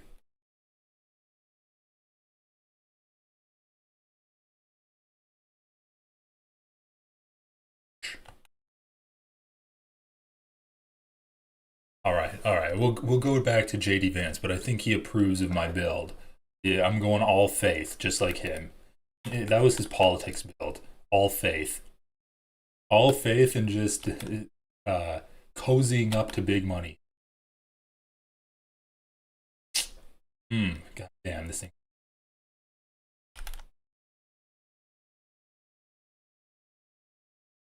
Terrified their kids are going to get killed in a drive-by shooting. We have accepted this for far too long in the United States of America and some of our biggest cities, and Chicago, unfortunately, is the worst. It's a beautiful city. It's got great people. We know the gross majority of the violent crime in that city is committed by a very tiny fraction of the population. Why shouldn't federal troops empower the people in Chicago to live safe lives when the governor and the local mayor just simply refuse to do their job? But as you know, a federal judge, a U.S. district judge, has blocked the effort to deploy troops in Chicago. And I need judge. Maybe I should turn my confessor into JD Vance, because I just have the stock build. I think I've been thinking about finding someone's face to model my guy off of. I think JD Vance would actually be really good fun. That would be super funny. Hold on, or Charlie Kirk, but that might be too far. How do I even model my guy? Status. System.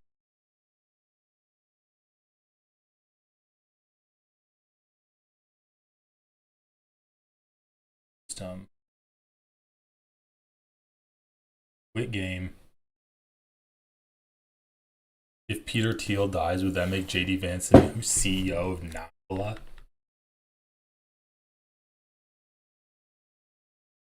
If anyone's played this before, how do you edit your character's face?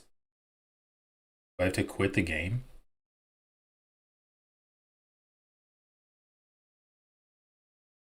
I don't think it ever gave me an option.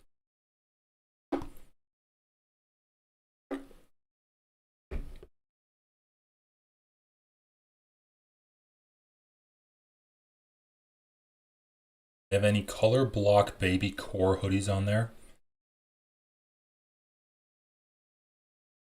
Sounds like a Patty Fresh reference.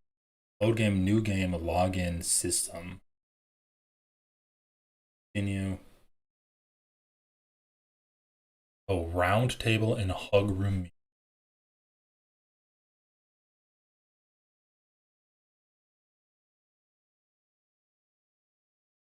Go to town.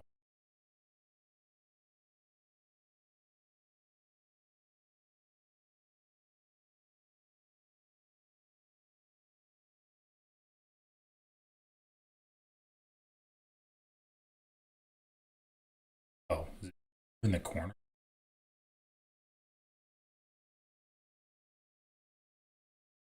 Hug room mirror. Okay. Hug room mirror.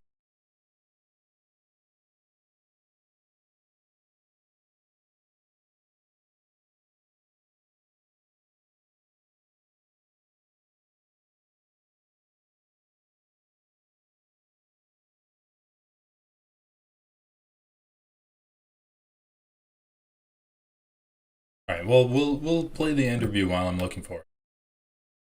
Karen, she actually said that a lot of these claims that were made, especially in the court filings, lack credibility. Well, George, we're obviously going to litigate this as much as we can. We think that we have the authority to provide proper safety to our citizens all over the United States, but particularly in Chicago.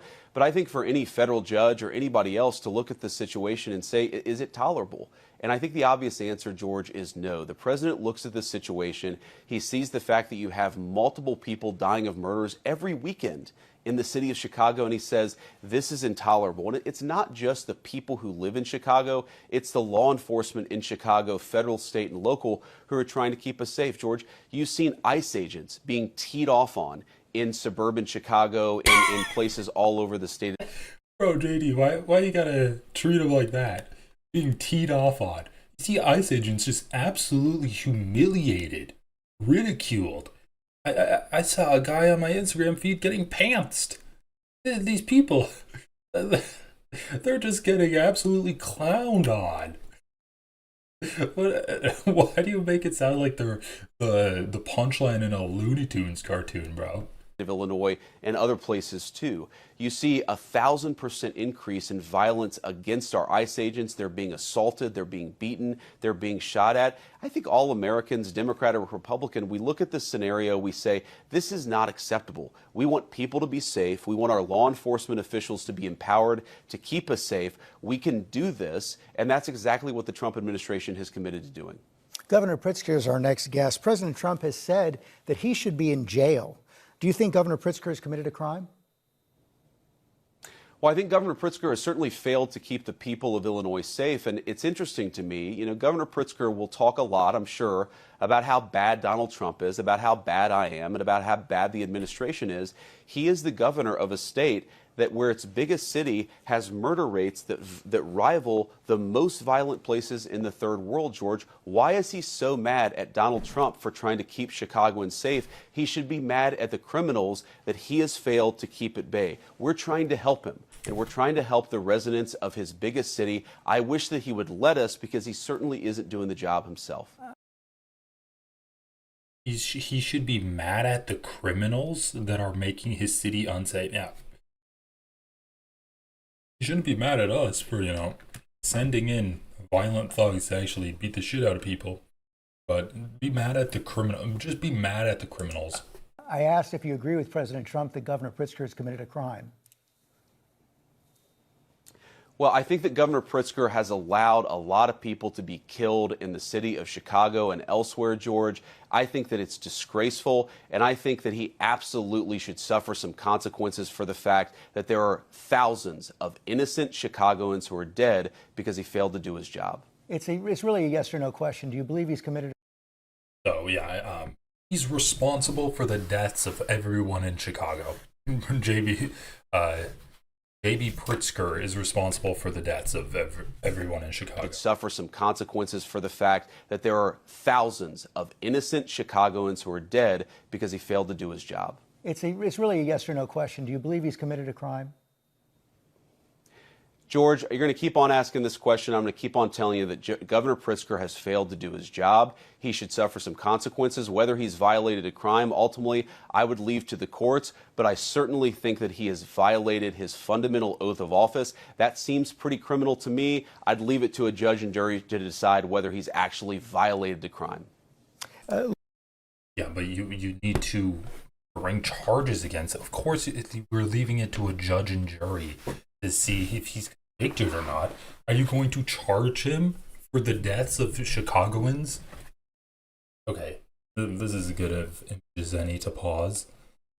Do some character building. Name Greer. I named that? I didn't name.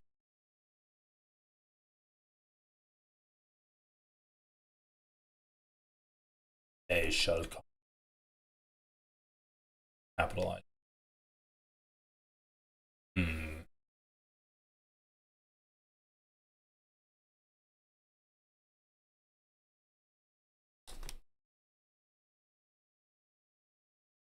I did name.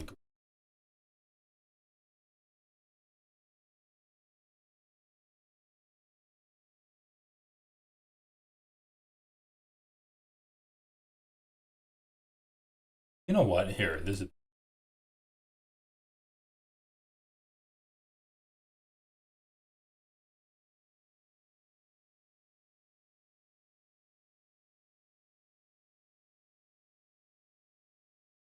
Shit.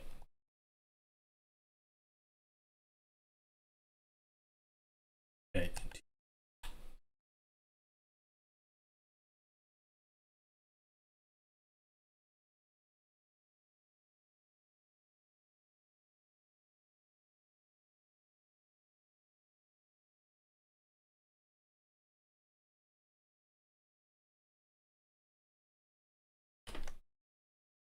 Feel vanity. Body type. Buff body. Body type has no bearing. Slender body. Oh, we gotta go with the age. Young. Mature. Probably mature. Oh. Okay. Detailed appearance. Young voice. Alter skin color. Honestly, what do you guys think? I think the skin colors, you can try for yourself or search Google for a number value face sheet to input. They have lots of JD face sheets online. Let's try it myself a little bit. I feel like the skin color is pretty. Just face template. What even is?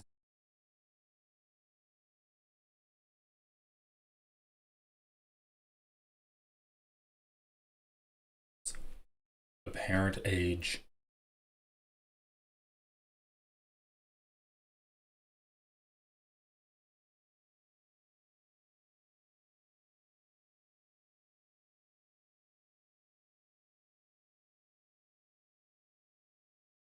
Looks kind of fine.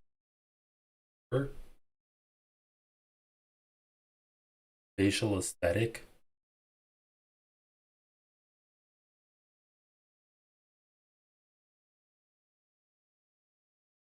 Can be difficult. That's kind of JD. Only like more. All right, let's see what the the sheets online are. Vance.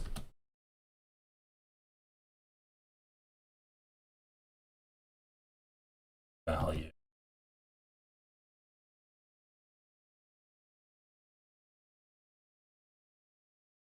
Elden Ring character sliders, JD Vance.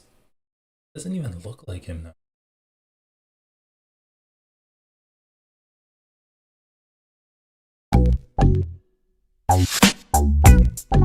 JD. Bro, that's not a good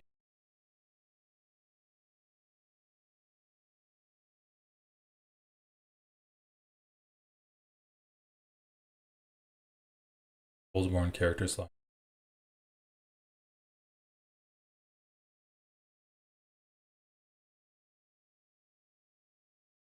Ring, what is this?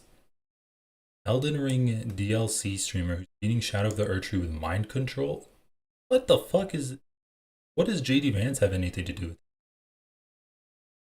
Cannot even describe his face. I'm gonna have to work on this, just like put some actual work into it. Probably like I just want to get the eyeliner. Have eyeliner left. All clouding color.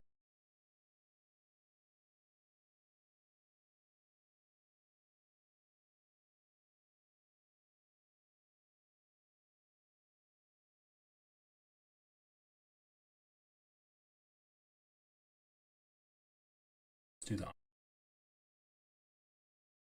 Oh, we need those lush. There we go. Eyelash color, black. Skin features. Sort of dark circles. Maybe we can do something with.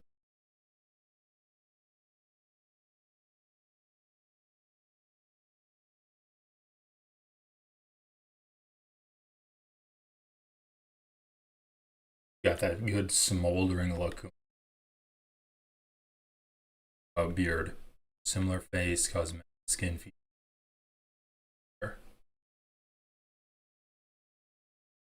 What's a good JD Vance picture? Yeah, his hair is not good. I can lower the... This is probably gonna have to work. Or match hair.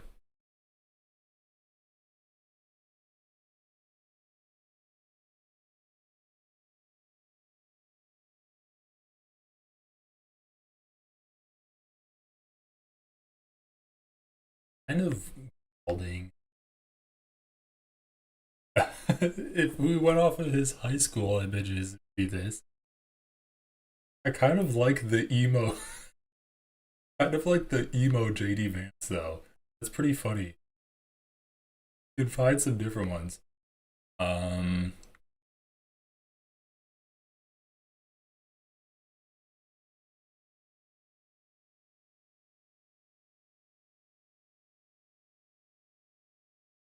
We might have to just go with the high school JD Vance look.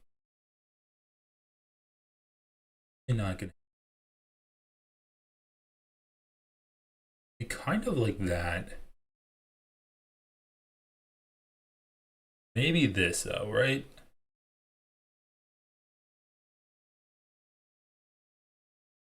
We'll do emo. Get a little darker.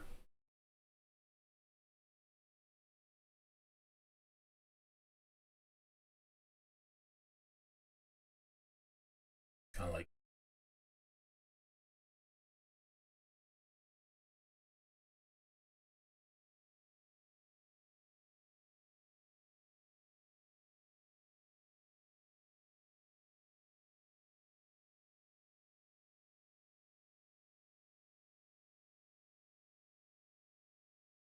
dark hairs. A little bit more. What did you guys say? Make his face red? Okay, yeah, you're right.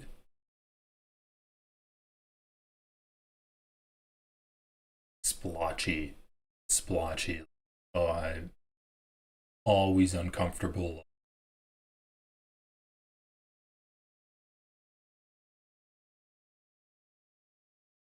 Okay, cheeks. He does have those nice chubby cheeks. Skin feature.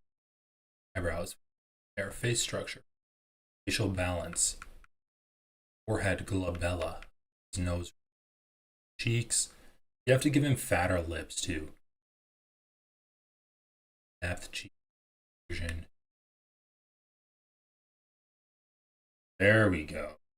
There we go. That's looking like our...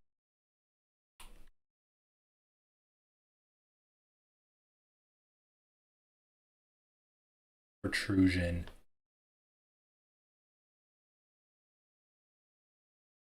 Got a good round face on him.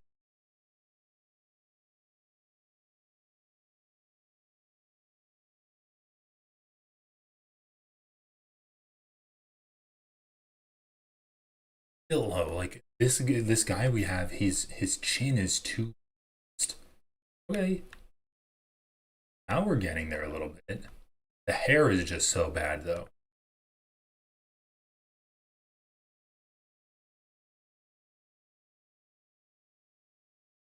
Bigger cheekbone. Get that nice feet.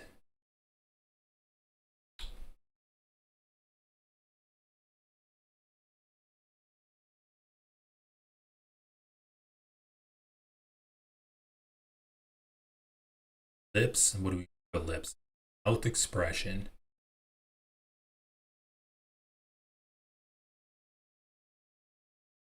Shape. He does have kind of pursed lips. Pouty little bastard. Lip fullness. He does have like two dead worms smacking against each other. That's the type of lip.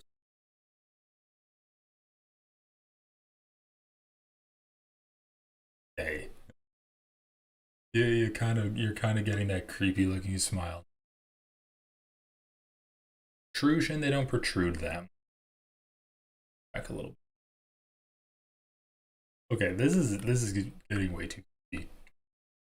Lip thickness. There you go.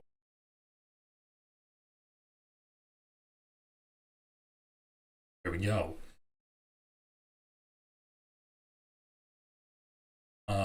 All right, we're gonna call this for now. I just need to see if I can get a different hair.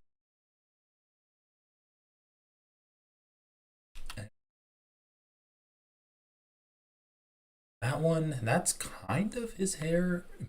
Just like this. I don't know. What do you guys think? You have the emo, you have this, or like this?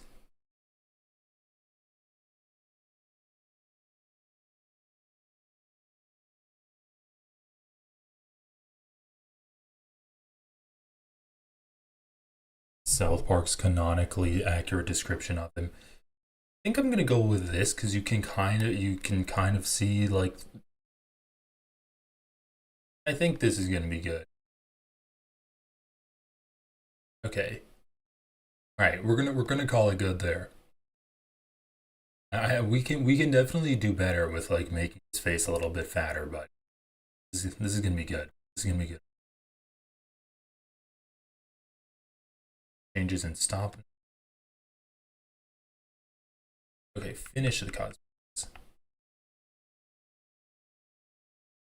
All right, let's see what we look like.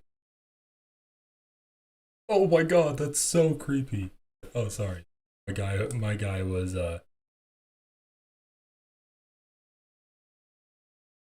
that is actually really fucking creepy now.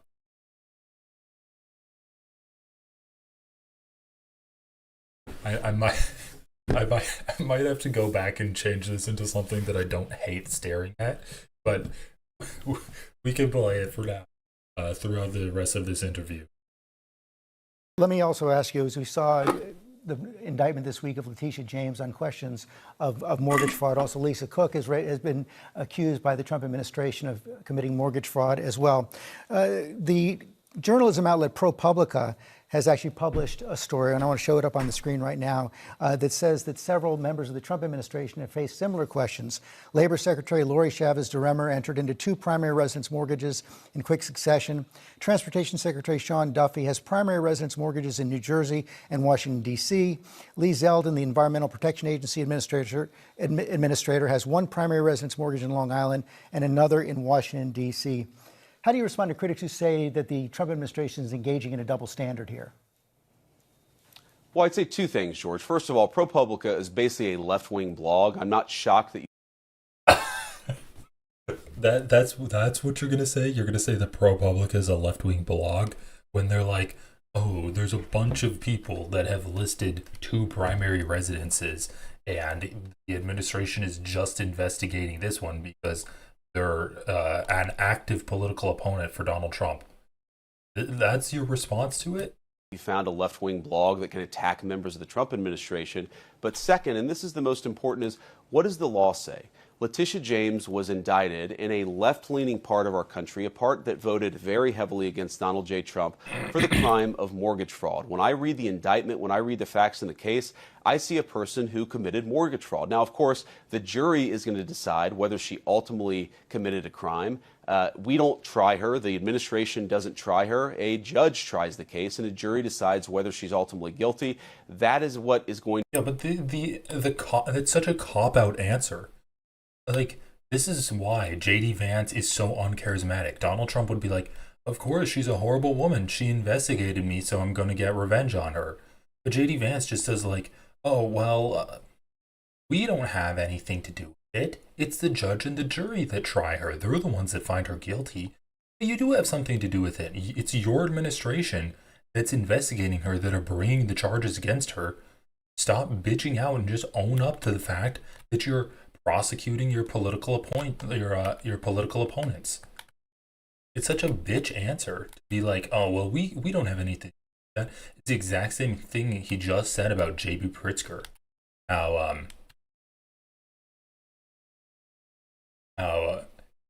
Well, I'm going to leave it up to the judge and jury whether he should be convicted for things. But are you going to try him? Are you going to bring charges against him? Are you going to investigate him for the crimes that criminals commit in Chicago? Like, it's just...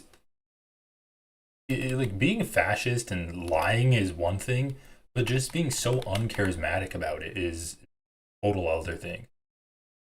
And then this is why people say that the regime and the MAGA cult is not going to survive Trump departing from this mortal coil. Like, if this is the successors of MAGA, J.D. Vance and Donald Trump Jr., it is screwed. Like, once again, Donald Trump, he is an insane campaigner. Like, he's campaigning in Israel to try to get leverage over Netanyahu to be like, look at that, Bibi. Looks like everyone loves me. They fucking hate you, you little piece of shit.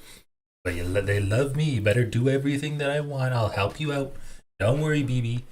I got you. I can help you win the election. Like, that's what he's gonna do. That's what he's actively doing. I don't know. It just does not seem like these people have any idea of how to actually be popular.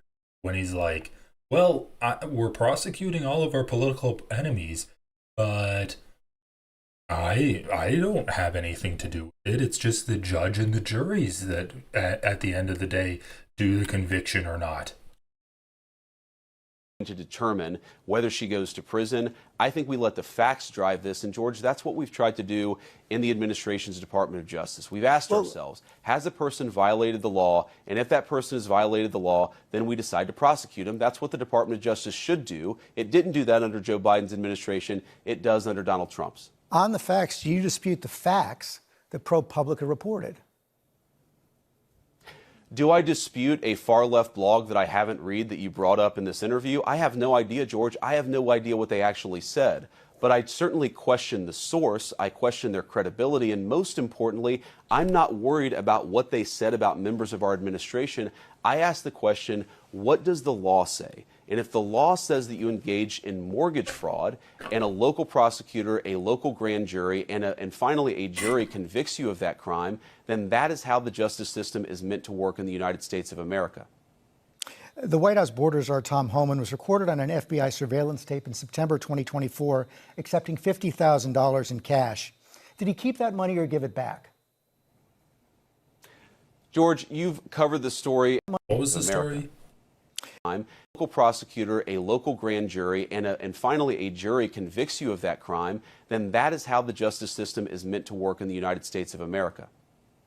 The White House border czar Tom Homan was recorded on an FBI surveillance tape in September 2024, accepting $50,000 in cash. Did he keep that money or give it back?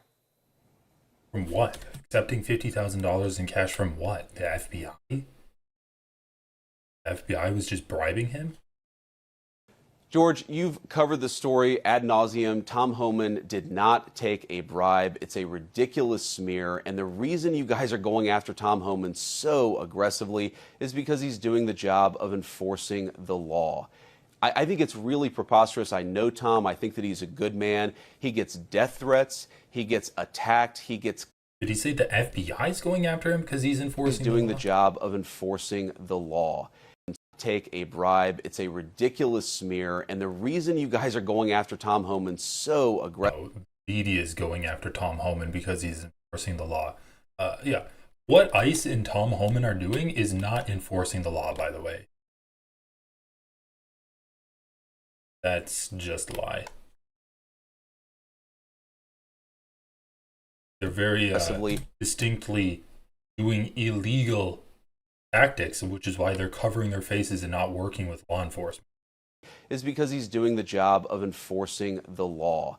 I think it's really preposterous. I know Tom. I think that he's a good man. He gets death threats. He gets attacked. He gets constantly threatened by people because he has the audacity to want to enforce the country's immigration laws. I think that it would be a much more interesting story about why is it that Tom Homan, who is simply enforcing Americans' immigration laws, is getting constantly harassed and threatened to the point of death threats. That's a much more interesting question that I think journalists should focus on. We can agree to disagree on that question. Well, wait, you said he didn't take a bribe, but I'm not sure you answered the question. Are you saying that he did not accept the $50,000?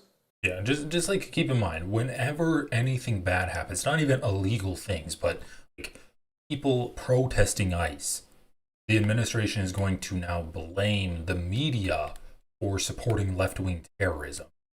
And like they don't even need to have anything real bad happen. They can just absolutely lie about it too. But like just recognize it that whenever this happens, where they want to silence media because it's giving people information and critiquing the negative actions that they do. And they're just going to lie about it. They're just going to malign them as terrorist supporting. And that's like their new standard for whenever they're asked a question that they think will make them look bad. It's, why are you talking about that? What we should really be talking about is the dangerous terrorism that our people are experiencing and that you are causing.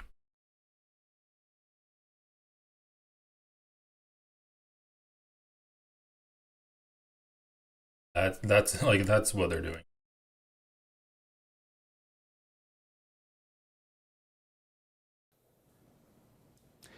George, this story has been covered ad nauseum. He did not take a bribe. Did he accept $50,000? I'm sure that in the course of Tom Homan's life, he has been paid more than $50,000 for services. The question is, did he do something illegal? And there's absolutely no evidence that Tom Homan has ever taken a bribe or done anything illegal, which is why he's working in the administration. I'm asking you, did he accept the $50,000 that was caught on the surveillance tape? Did he accept that $50,000 or not? George, I don't know what you're talking about. Did he accept $50,000 for what? He was recorded on an audio tape in September 2024, an FBI surveillance tape, accepting $50,000 in cash. Did he keep that money? Accepting. Yeah, but you could give some more context here because I don't know what this story is about. An FBI sting. So what were they stinging him for? Child trafficking? Drugs? What are we talking about? $50,000 for doing what, George? I'm not even sure I understand the question. Is it illegal to take a payment for doing services? The FBI has not prosecuted him. I've never seen any evidence that he's engaged in criminal wrongdoing. Nobody has accused Tom of violating a crime, even the far left media like yourself. So I'm actually not sure what the precise question is. Did he accept $50,000? Honestly, George, I don't know the answer to that question. What I do know is that he didn't violate a crime. So you don't, what was caught on the tape, you're saying right now you don't know whether or not he kept that money? I don't know what tape you're referring to, George. Not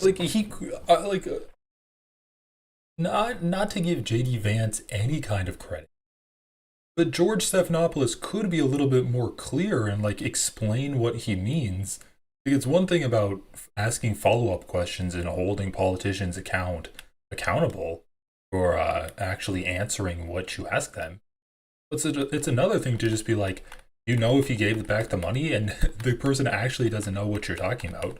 Like, JD Vance probably does know what he's talking about, but plus 3 you could make it harder for him to have an air of ignorance if you actually explain what you're talking about. You can make it harder for him to lie and pretend like he doesn't know. If you explain what you're talking about. Saw media reports that Tom Homan accepted a bribe. There's no evidence of that. And here's, George, why fewer and fewer people watch your program and why you're losing credibility. Because you're talking for now 5 minutes with the Vice President of the United States about this story regarding Tom Homan, a story that I've read about, but I don't even know the video that you're talking about. Meanwhile... Okay, so JD, you have read about the story. Why are you pretending like you have no idea what he's talking about? Why say you've read about the story when you're also trying to pretend like you don't know anything about it? Low-income women can't get food because the Democrats and Chuck Schumer have shut down the government. Right now, we're trying to figure out how to pay our troops because Chuck Schumer has shut down the government. You're focused on a bogus story. You're insinuating criminal wrongdoing against a guy who has done nothing wrong instead of focusing on the fact that our country is struggling because our government's shut down. Let's talk about the real issues, George. I think the American people would benefit much more from that than from you going down some weird left-wing rabbit hole where the facts clearly show that Tom Homan didn't engage in any criminal wrongdoing.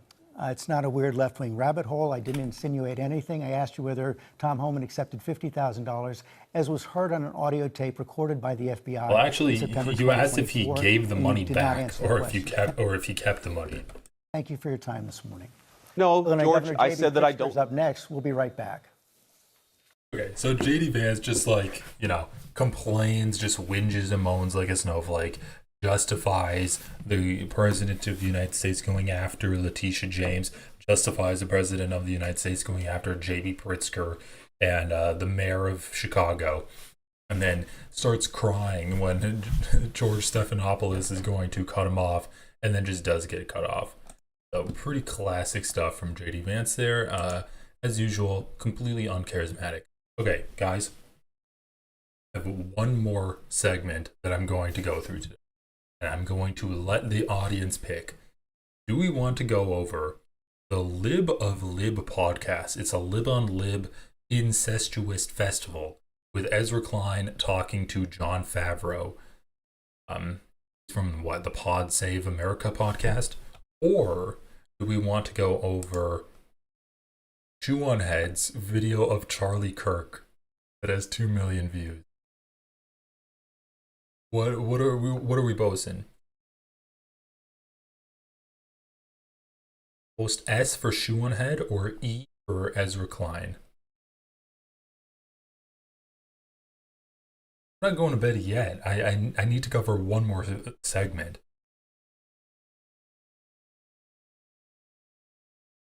What do we got? Authoritarian. Oh wait. The danger of missing the authoritarian fight. Healthcare wins message. Curve of congressional Democrats. Vulnerability of blame polling. I vote Lib v. Lib. Honestly, Dora Mamdani on New Yorker interview. What's the Charlie thing? I want to go over this. It's Chew on Head's video about Charlie Kirk. We haven't gone over Chew on Head in a long time. And the last Chew on Head video I covered was her being like, oh, well, USAID was actually horrible, and I'm glad that it got shut down. Meanwhile, there's millions of people dying because they don't have their HIV medicine due to HIV. It's like, okay, you can criticize USAID, but the solution to these criticisms is not completely stopping it and not replacing it with anything else. So that was Chew on Head's last video, basically whitewashing the deaths of hundreds of thousands of people as their HIV medicine runs out, and just being like, this is a good thing. Okay, here we go. Starts off Charlie Kirk, and it says these people are sick. For some reason, when the title is "These People Are Sick," I don't think she's referring to Charlie Kirk or the people that espouse Charlie Kirk's ideology of racism, sexism, homophobia, any kind of bigotry you can think of. For some reason, I think she's not talking about that kind of bigotry as being a sick people, or just bigotry in general as being sick. On September 10th, Charlie Kirk was giving a talk at Utah Valley University, and out of nowhere, he was shot dead, live, in front of a bunch of college kids, in front of his wife, and his... Wasn't live. He wasn't live streaming it. Well, actually, maybe he was live streaming it, but they cut the live stream before he got shot.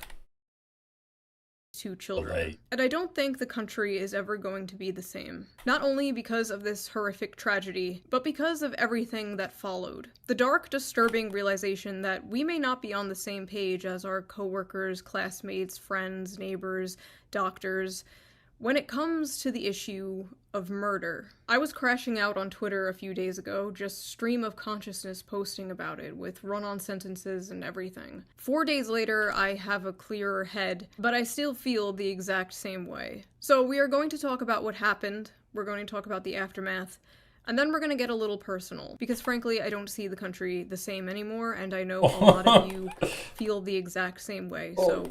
We're going to talk about it after we talk about everything else. Charlie Kirk was not a healthcare CEO, he was not a powerful politician, and let me be 100% clear, I'm not saying this to say that it's okay when those people are murdered. My point is that those are positions of power that most people cannot relate to. Like, the average person is just so far removed from that world. But I think what happened to Charlie is hitting differently because, like I said on Twitter, he was just a fucking guy.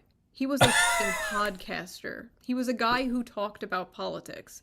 He was a guy who No, he wasn't. What the fuck are you talking about? He was literally being like, first of all, he's hot. He has a direct line of communication with the President of the United States and the entire administration. Like, Donald Trump talks about the Epstein files. And he's like, I don't want Charlie to talk about the Epstein files anymore. And Charlie's like, okay, I got you. Like, Charlie's talking about the Epstein files. Trump puts out a statement. The next fucking day, Charlie's like, okay, I'm not talking about the Epstein files anymore, guys. I don't want to talk about them. When he died, the vice president did the next episode of Charlie Kirk's podcast. What are we talking about here? What are we talking about? He's just another guy with a microphone that talks about politics? He's just your average Joe that just happens to like sit down and do a show that just happens to have multiple Israeli sponsors giving him $2 million per sponsor, that he can afford to lose all of these guys and then still have sponsors left. Charlie Kirk is just an average guy, you know, he's just like a normie guy that just spoke out and like this one instance of violence radicalized me. Really. The one instance of violence, Charlie Kirk getting shot, literally an hour later, in the same fucking day, there was a school shooting by a white supremacist, and he killed or I don't know if he killed anyone, but he shot 2 people in the school. There's been since Charlie Kirk's death a month ago, there's been countless school shootings and mass shootings. There was a shooting in a Mormon church that killed like 15 people. Oh my god. Dude, we get so desensitized to violence, but I guess when Charlie Kirk gets killed, that's what triggers shoe on head. Are you kidding me, dude? Are you fucking kidding me? This is such bullshit. You know what we're desensitized to violence about? Shoe on Head's trying to make it seem like, oh, when a politician gets attacked, or when a politician gets attacked, or a healthcare CEO gets attacked, that's the violence we're desensitized to. That's the violence that everyone's like, okay, good, like they probably deserved it, or they're like justifying it somehow. Oh, well, someone got really mad about their healthcare. Someone's really mad about their politics, so they killed them. But that's a complete bullshit type of talking point. What's actually true is that we're desensitized to violence done against children. We're desensitized to violence against minorities or people based off of religious grounds. synagogue gets shot up. No one talks about that.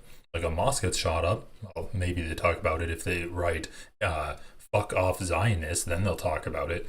But a mosque gets shot, no one cares. Schools getting shot left and right every single fucking day. No one really gives a shit about it. But Charlie Kirk gets killed. Oh my god, this is like a national emergency that we need to everyone cover. Everyone cover. This is going to change the course of the country forever. This healthcare CEO gets killed. This is left-wing radical violence. We have to stop it. This is a tragedy, and it must not be tolerated by any means. Someone makes a video about it. I've been radicalized by people not crying and falling down to their knees about Charlie Kirk. Conservative beliefs. Not everyone knows a billionaire CEO or a powerful politician, but they do know somebody with conservative beliefs. He was a guy who had conservative beliefs. Not everyone knows a billionaire CEO or a powerful politician, but they do know somebody with conservative beliefs. They know somebody who holds some or many of Charlie Kirk's opinions. Because despite what people in their little bubble believe, his core ideology and what he believed is the same shit like your conservative boomer uncle on Facebook posts. You can only disagree with this if you are unfamiliar with Charlie Kirk, or you are unfamiliar with the many different branches and different ideologies of the right wing. Now, don't get me wrong, Charlie Kirk had many bad takes over the years. Like, for example, the two most popular quotes I see people posting are the one where he advocated for stoning gays and black women are too stupid to be pilots. But guess what? Both those things, the two most popular quotes. That's bullshit. That's also bullshit. The most popular quote in the immediate aftermath of Charlie Kirk's death is him saying, oh yeah, well, people have to die every year in order for people to have guns in this country. Like, that's the most popular quote. Oh, there's no black pilots and gays should be stoned to death? Yeah, that's bad. But it's a lie that those are the most popular quotes after his death.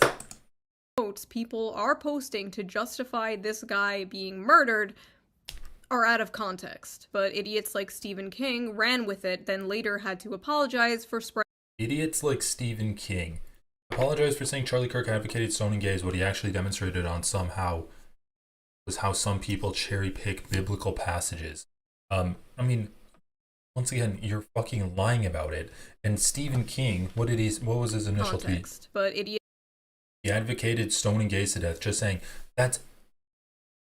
Charlie Kirk was not a controversial or polarizing man. Charlie Kirk was a patriot. This is a turning point. Like, look, this is such a disingenuous talking point from Sean. Hold on.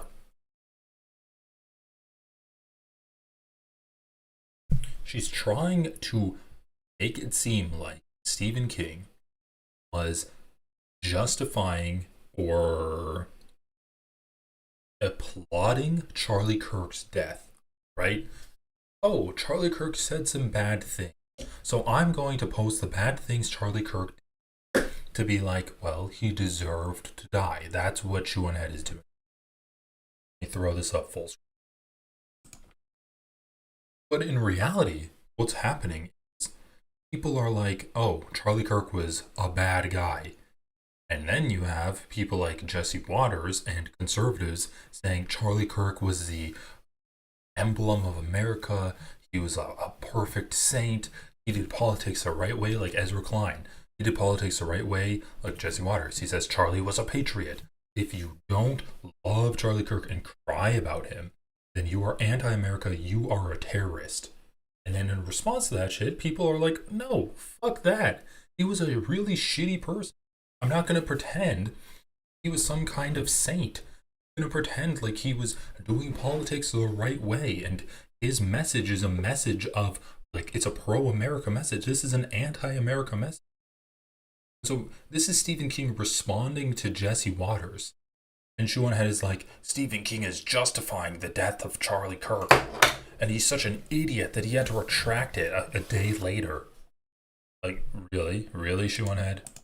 Now, don't get me wrong, Charlie Kirk had many bad takes over the years. Like, for example, the two most popular quotes I see people posting are the one where he advocated for stoning gays and black women are too stupid to be pilots. But guess what? both those things, the two most popular quotes people are posting to. He didn't say, to be fair to Seanhead, he didn't say black women are too stupid to be pilots. He just said he would not fly in a plane with a black pilot. That's what he said. It's black people that he doesn't think are qualified to be pilots. To justify this guy being murdered are out of context, but idiots like Stephen King ran with it, then later had to apologize for spreading misinformation about a dead man. These people will build a straw man of you in their minds. They get so fucking mad about it that they celebrate the real you dying. Horrifying. But more. Stephen King did not celebrate him dying. Like, what the fuck are you talking about? He was responding to Jesse Waters, saying that he was like a great guy and a patriot. So you're just lying. You're just lying to, in a time when the administration is basically banning people speaking out, or like speaking about left-wing ideology and promoting that online. The administration is saying that could be a criminal charge to be a leftist online. You have Seanhead basically maligning the left as celebrating Charlie Kirk's death when they're just posting quotes that he was not a great guy. You're telling me you're not just boot of the administration? Yeah, I guess a shoe of the administration? Just a tool? More importantly, even if everything was in context, who cares? Oh, he said this, oh, he said this. I don't care. There are many things he said that I disagree with. There are many things he said that I think are bad. Who cares? It is just a fact that nothing he said warrants. Yeah, who cares?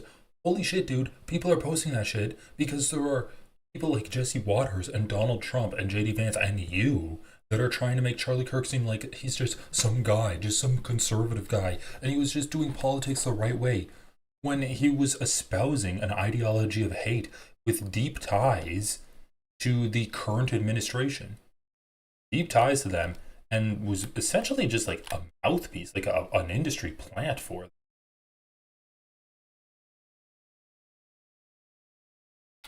Bro, these birds fucking suck. His life being taken away. This is America. We have freedom of speech here. Really? After Donald Trump just put out the National Security Presidential Memorandum saying you don't have freedom of speech, after people have been fucking arrested for memes that they post, after Letitia James, James Comey, J.B. Pritzker, countless other people have been persecuted for speaking out against the president and trying to follow the oath of office and uphold the law. We're saying that we have freedom of speech in America. What are you talking about, you dumb motherfucker? This is America. We have freedom of speech here. That's the point. What are we? Oh my god. It actually is such a triggering, it's such a triggering experience watching this.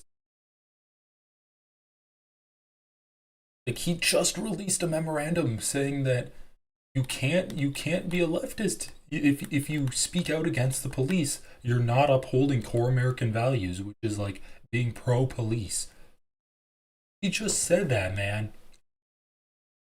Unless you criticize a certain country, but for the most part, we have freedom of speech here. So after detaining not just one wrong guy, but two wrong guys, the FBI finally got the shooter. Only because his own father turned him in. I guess they were just too fucking busy not releasing the Epstein files to catch a political assassin. It was this fuck-ass demon, Tyler Robinson, 22 years old, another irony-poisoned Reddit shooter who wrote a bunch of memes on the bullets, including "Hey fascist catch" and "Notices bulges, capital OWO, what's this question mark?"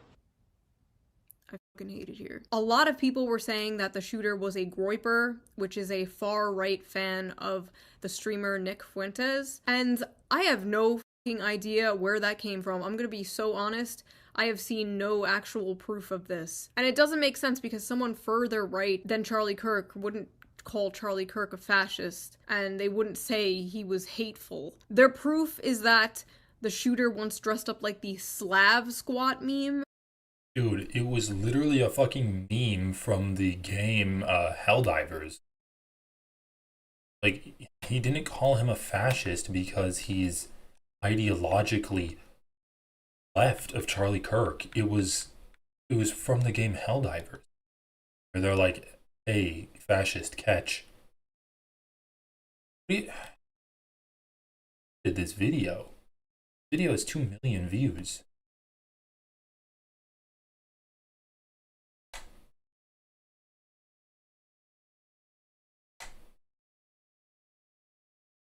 From 2012, and they also found a separate meme of Pepe the Frog dressed like the Slav squat meme. Therefore, the shooter is a groiper. That is like seeing a photo of the shooter dressed like a clown, and then seeing this image of Pepe the Frog dressed like a clown, and then being like groiper confirmed. What is the connection? The shooter didn't even post the Pepe image. Like, where did the Pepe even come from? Just a bunch of liberal boomers not understanding memes. The other thing I saw was the shooter had Republican parents, and therefore the shooter must be Republican, which is just funny because we all see what these people say about their Republican parents every Thanksgiving. But I guess we'll see. It's September 14th when I am recording this, so maybe more things will come out. Editor Shu here, more things came out. Definitely not a groiper. At the end of the day, he could have every single one of my or your opinions. It ultimately doesn't matter. One person may have pulled the trigger, but then we saw the reaction of many.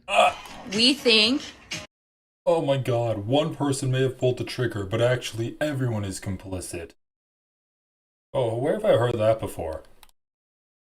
Only 600 Hamas fighters breached the walls on October 7th, but every Palestinian is complicit in every Palestinian is complicit in the actions of Hamas. They're all terrorists.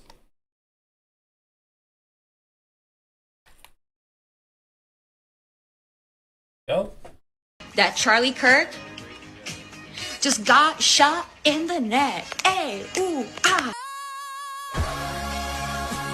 I'm not saying she deserved it, but I'm saying God's timing is always right.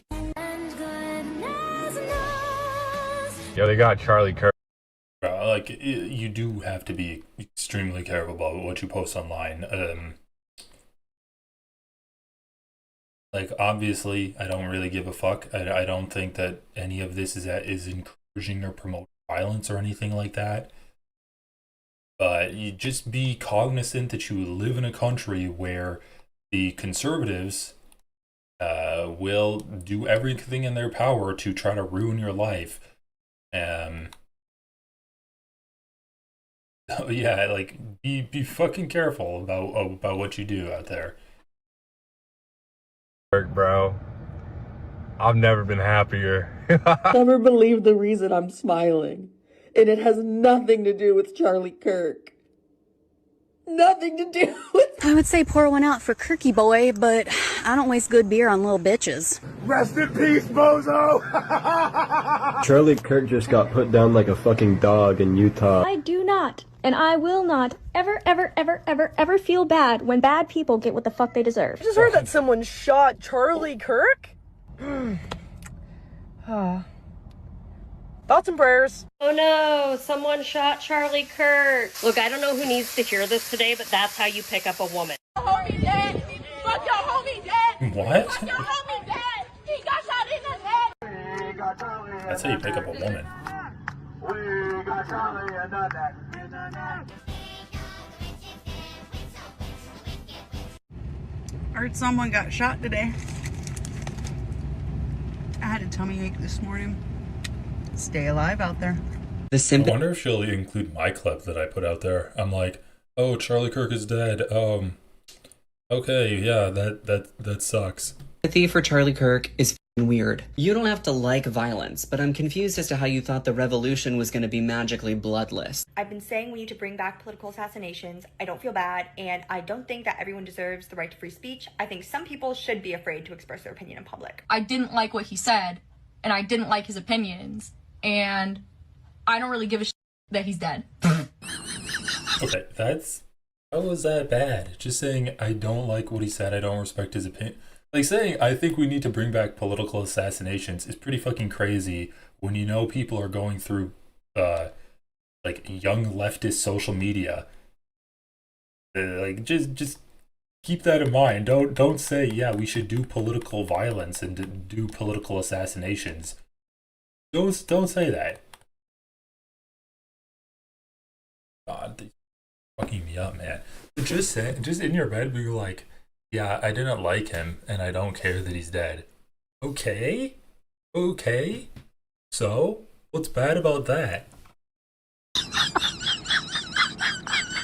The best part of this whole goddamn thing is that he is not martyr material, so his death will mean nothing. It will activate no one. It will impact few. It's just great. There are a lot of people that are like, no matter what side of politics you're on, you should never celebrate something bad happening to someone. I, on the other hand, do cheer when bad things happen to bad people. Charlie Kirk just got shot.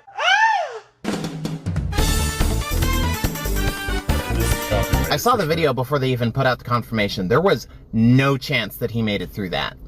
This wasn't the one we were hoping for, but a welcome surprise nonetheless. I'm surprised that y'all didn't get rid of him sooner. And I'm surprised that you guys aren't getting rid of more people. Like, don't stop with him. Don't let him be the end dog. Get rid of them all. His wife deserves to go too. Y'all keep on talking about his wife and kids. They need to go too because they're carrying on that mentality and that lineage. Like, get rid of the whole family. I'm so sorry. Why did you guys stop with him? There were thousands of videos like that. Some of these people posting with their full names and faces, with hundreds and thousands of likes. Thousands of tweets celebrating it, with 500,000 likes. And it's important to remember that all of Hey, wow. Okay, so why are you doing Charlie Kirk's work for us, man? Or you're really like not painting a good picture of Charlie Kirk. Like, these people posted saying they were happy and they had millions of likes. Everyone hated Charlie Kirk. those likes are a real person. Millions of people in this country apparently believe the You just said likes are real people. Of tweets celebrating it with 500,000 likes, and it's important to remember that all of those likes are a real person. Millions of people in this country apparently believe the acceptable response to speech they don't like is murder. This wasn't just a bunch of fringe blue hair SJWs or whatever. They were teachers, professors, doctors. Here's a list of their names for them. HR workers, healthcare workers, nurses, pediatricians, people who work with kids, people's classmates, roommates. They are teachers showing our children the gory, horrifying video of Charlie's murder on repeat. The hippy-dippy "in this house we believe" shitlib mask was ripped off, and underneath was nothing but psychopathic bloodlust. I have seen people on the right celebrate the death of people they disagree with. I've seen it. I remember Heather Heyer in 2017. But I also remember the whole internet, left and right, coming together to disavow and mock the few dozen people from Stormfront who were celebrating her death. This is different. It's never been like this before. It's never been this much. It's never been this brazen. Normal people have to log into like an alternate Twitter account where they can post their more unorthodox opinions. And these people are out here full face, full name, like hell yeah, murder.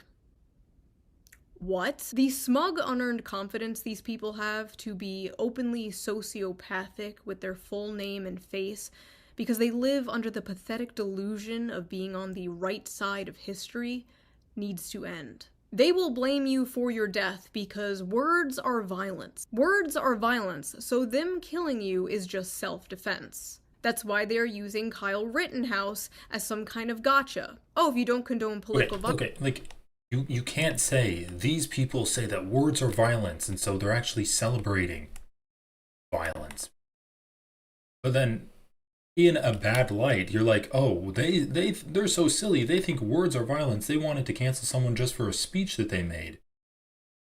But then you're like, oh, but like they posted words on TikTok, and that was really bad.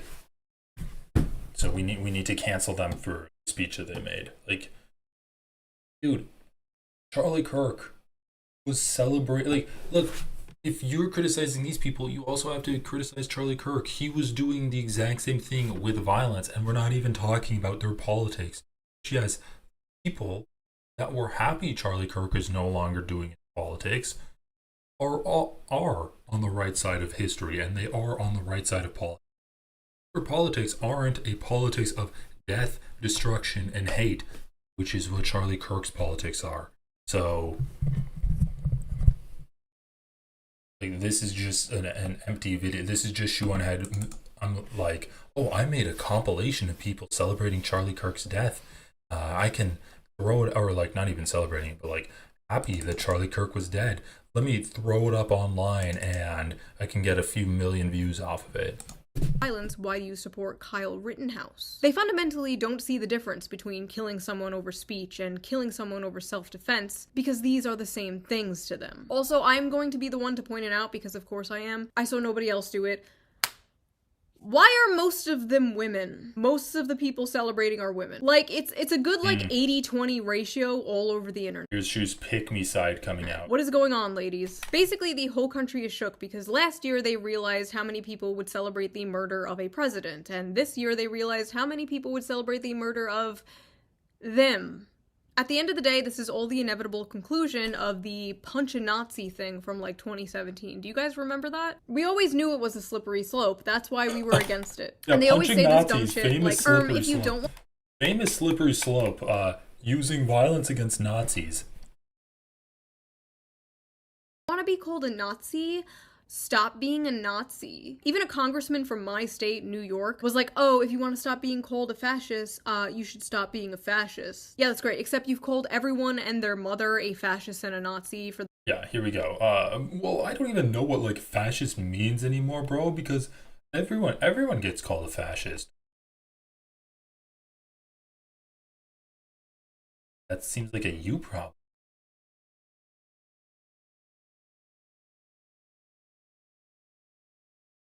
Even understand what fascism is, because everyone is called fascist these days. Like, when someone calls me a fascist, I just like tend to drown it out. Can't be bothered.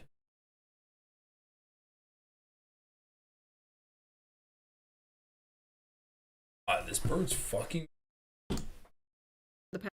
past like 15 years. And I see a lot of progressives in my audience like, Shoo, you're not like Charlie Kirk. You're not a fascist. Here are all the things I have been called Nazi, fascist, reactionary for over the last few years. Would you like to see? I have been making this list since 2023. Let's go. Let's just read this together real quick. Also, like, mocking slash criticizing reactionary is different than fascist.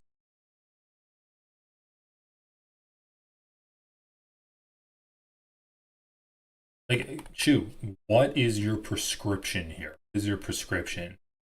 Because the fact of the matter is these people experience real emotions from Charlie Kirk, no longer being able to spread hate online.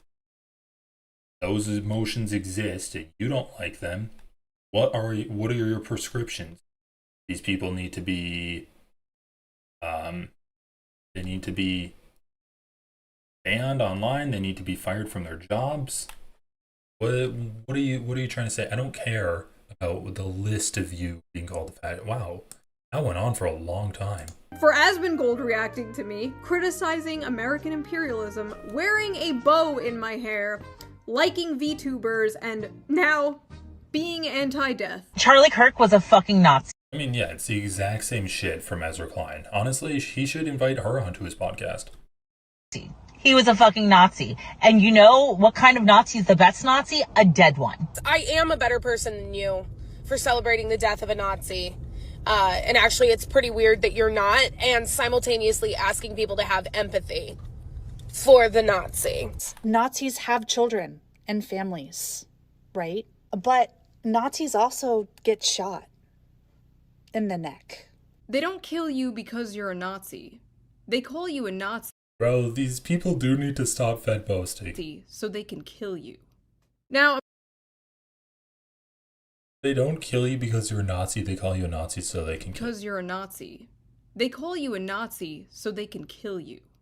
Now, I'm going to talk about my personal feelings of the situation because I know a lot of you can relate. I know a lot of you have been feeling the exact same way, so I will try and put it into words for you. I have friends who were friends with Charlie Kirk, but I didn't personally know him. We follow each other on Twitter. I've been to the TPUSA Amerifest in 2021. I actually went there planning to make a video making fun of it, but I had so much fun and met so many friends that I'm still friends with to this day.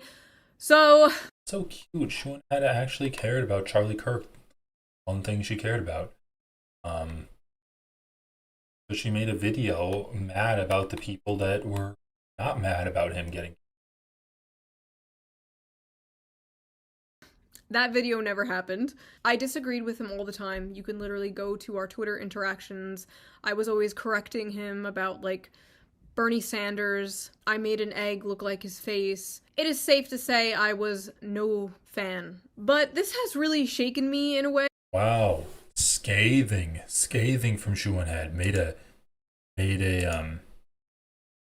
egg look like his face. That video never happened. I was always correcting We love to see growth, Charles. him about, like, Bernie. He's not for open borders, Charlie. Yeah, this is you being extremely critical of Charlie Kirk. Sanders. I made an egg look like his face. It is safe to say I was no fan. But this has really shaken me in a way that I absolutely did not expect. These last few days after what happened, I kept going to every single, like, lefty, liberal, left-wing person I know and, like, checking out what they have been saying about this. And besides maybe like 4 or 5, every single one was being an unhinged psychopath about this. Or saying some backhanded Oh my god, did she include me in the video? did shit like, this is why we need gun control, which, first of all, we were just watching a whole bunch of people celebrate killing someone over political differences. You are never taking our guns now. That is Dude, it's just a factually correct statement to say that if Charlie Kirk, okay, not if Charlie Kirk, but if we had gun control, Charlie Kirk would still be alive. What do you mean this is some kind of like backhanded statement of, oh, this is why we need gun control? This is why we need gun control. How come you're not talking about it, bro? What the fuck? What the fuck? psychopath about this. Or saying some backhanded shit like, Backhanded shit about a policy that the left has been ardently advocating for. About gun control, because it's desperately needed in this country. To get guns out of fucking homes and out of hands of children. Like the teen, I don't know, like 24, 25, the guy who killed Charlie Kirk, who was given a gun at like the age of 6 just because it was cool. this is why we need gun control, which, first of all, we were just watching a whole bunch of people celebrate killing someone over political differences. You are never taking our guns now. That is not happening. I felt like I was in the middle of the ocean. I was trying to like grasp onto a flotation device, checking all of these accounts for their take, like, be normal, be normal. Nothing. Nobody. I'm just drowning in a sea of evil, apparently. Maybe I was just blind up until now. Maybe they changed. Maybe I changed. Is everyone going crazy or am I going crazy? I don't know. All I know is it is clear how they reacted to this is how they would react to me, my family, my friends, you, your family, your friends, that have ever stepped out of line. This is the Ethan Klein take. I'm not perfect, so I'm not perfect, and these people always criticize me. Oh my god. Fucking birds telling me. These birds are like the leftists. Schuenhead is the character that is being run around trying to fight all of these people. Just in an ocean, getting criticized by all of these NPCs. Birds shooting fire at them. Then everyone celebrates at their death and their spawn. From the nebulous, ever-changing definition of progressive. These are people I thought were level-headed. They were left-wing, but, you know, like, they were one of the good ones. Like, you can joke with them, you know, they weren't those, like, woke SJWs. Like, they were cool, we can disagree and still be friends. You know. Bro, she's crying. Your friend wouldn't celebrate you being murdered, of course. Bro, what? God. Oh my god, this is so stupid. Hold on. What did she say with the Luigi Mangione healthcare shooting? Look at this, look at this. Female gooners must be stopped. Okay. Female loneliness, the cougar epidemic, men are moving right, the downfall of the Democrats, blame the voters. Shot.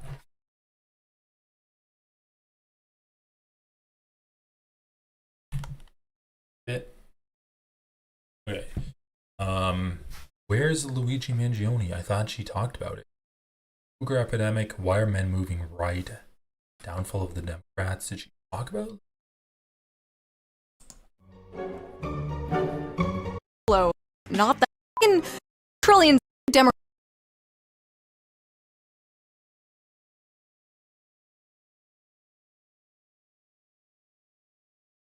I don't know. Trump's win leads. I thought she did, but I don't know what video it was. Was it America is in shit?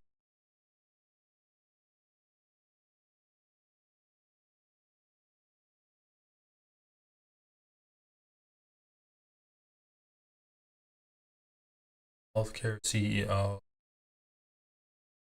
Oh, that's the guy that shot. Once again, this guy's like a Last thing Republican, he right? did. Crooks. One of the bullets hit Corey Comparator.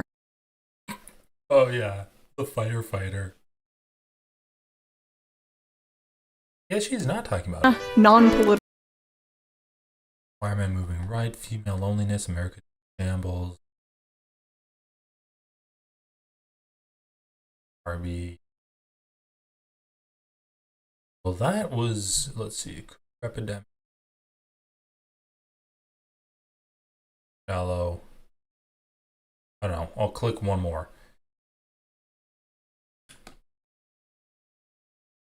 I can't believe she's like, they'd laugh if I got killed too.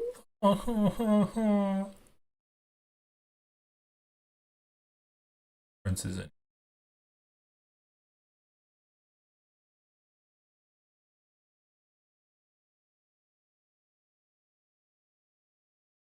Maybe she did. And she did talk about it. I'll never forget Shu and her fans harassing the lady from the Ghostbusters movie. Did she really do that? She covered like the female Ghostbusters movie? And she was just like openly racist? I might have to check that out. Not tonight though. Yeah, Leslie Jones is actually very funny. I haven't seen the Ghostbusters movie. It looked like a dumpster fire, but Leslie Jones is funny. But you know, like they were one of the good ones. Like you can joke with them, you know, they weren't those like woke SJWs, like they were cool. Just keep in mind that with all of these leftists celebrating Charlie Kirk's death, he hasn't shown any clips of them yet, right?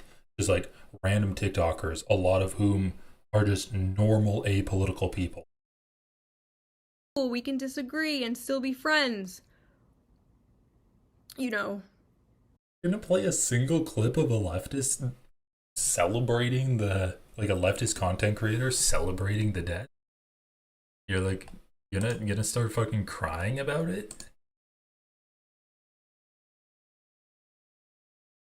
And then her next video is female gooners must be stopped. Dude, you're so unserious. Charlie was nice to me, and now leftists mean to me, saying me Nazi. Your friend wouldn't celebrate you being murdered, of course. But if they would celebrate an exact clone of you that wasn't you, that had all the same opinions, or some of the opinions. What are you talking about? An exact clone of you that wasn't? Bro. Holy shit, man. Like, this is too parasocial even for me. I feel like Charlie was the exact same clone of me. Like, you do realize that gun violence is horrible in this country and people die all the time, right? Like, I think what happened here is that, well, first of all, I think Chuanhead is acting a little bit, but this was someone that Chuanhead knew, and this is her being affected by gun violence, her being personally affected by gun violence for really the first time. The first time in her life she's been personally affected by gun violence, and how she feels all sorts of ways that no one's like taking it as seriously as she is. Oh, well, why aren't people taking it seriously? This is a real serious issue. And it's just not realizing that, like, you know, gun violence is a fact of life in America, and don't care when it's a guy who advocates for gun violence that got taken out by gun violence. Like, gun violence is so prevalent, it's so destructive in America that, like, guy advocating for it, no longer advocating for it, a lot of people see that as a good, positive thing. That's why you get reactions like that online.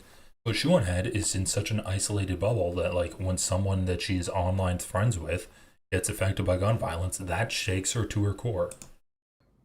That you have, if they would celebrate that clone being murdered,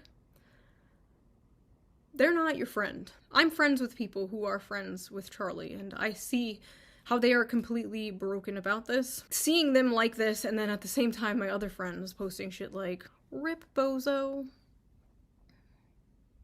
It's just sick. It's just sick shit. Personally, I would rather live in a world full of Charlie Kirks who would sit down and debate than a world full of people who agree with me but would murder people who don't. Because if it's now normalized to just murder people who disagree with you politically, we don't have a society. Like, that's it. It's over. But some of these people in particular, like, why the fuck are you celebrating? You! They think you're a fucking Nazi too. They'll make a nice compilation of all the hot takes you've had over the years and spread it around to justify your murder. You don't get it, do you? Who the fuck are you talking about? Who are you talking about? That the left thinks they're a Nazi? First of all, political violence is much more prevalent among right-wingers than it is left-wingers, like the vast majority of which, like every single study you can look at, even though conservatives are desperately trying to make it seem like left-wing violence is on the rise and is responsible for a lot of the violence in this country, that's still not true. It is not the facts of the case. So now you're like, oh, they would celebrate your death too. They would kill you too because they're calling you a Nazi. Who's they? It wasn't an anti-fascist little kid that killed Charlie Kirk. It was a guy who was politically, just like, politically inept, honestly. Had no idea what he was doing. And just had access to guns and didn't have a great life. Like, this is the classic recipe for a school shooter. The only ingredient that was missing was a healthy dose of white supremacist ideology. Like, that's the only thing that was missing, but all of the other pieces of the recipe were there. The exact same type of shit about the two people that tried to assassinate Donald Trump. The exact same type of thing. We are all Charlie Kirk. I have been doing this for 11 years. Did she unironically say we are all Charlie Kirk? I've been saying that as a joke.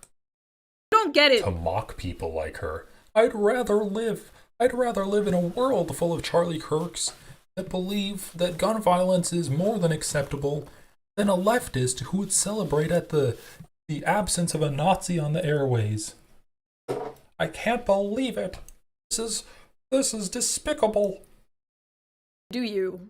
We are all Charlie Kirk. I have been doing this for 11 years. I have been harassed, doxxed, threatened, whatever, you name it, for 11 years by the left. And it hasn't moved me an inch because that's not how politics works. That's lunch table politics. I've talked about this before. People on your side being mean to you doesn't mean you overnight change your opinions on, like, healthcare. It doesn't work that way. I still have all my economic left opinions. I'm for strong social safety nets, workers' rights, unions, wealth caps, whatever. That has not changed. This is not me leaving the left because, frankly, I don't even know how to do that. This is me and many, many people looking around us at our so-called allies and realizing that even though we might share some, like, political opinions, We fundamentally do not have the same values or morals. And are we really allies if we agree on, like, taxes, but don't agree on the sanctity of... One head thinks violence is bad, and leftists also think violence is bad. But Charlie Kirk, he was in favor of gun violence, right? He was in favor of people dying because of guns in America. So, what were you saying again? That she was saying that violence is bad, but she's in favor of Charlie Kirk's ideology, which said violence is a prerequisite for people to be able to do more violence?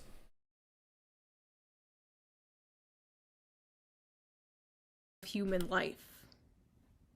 I don't know. The way we view death now is just crazy. And I feel like a lot of that has to do with the desensitization, in part thanks to the internet. You used to have to go out of your way to see gore and stuff like that, and now you're just scrolling through Twitter and you see someone set on fire, someone gets stabbed on a train. And when someone like Charlie dies, it's not even real to people anymore. Like, it's like a movie or show.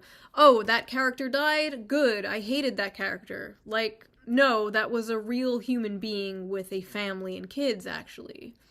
Like, that was someone's son. The internet— Oh, that was someone's son. Let's humanize someone dying, and you do that for everyone, right? Or is it only for the people you like? How many videos have you made on Gaza?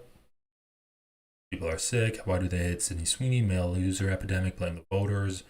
Why men moving right? The war. Okay. Oh, we humanize our opponents.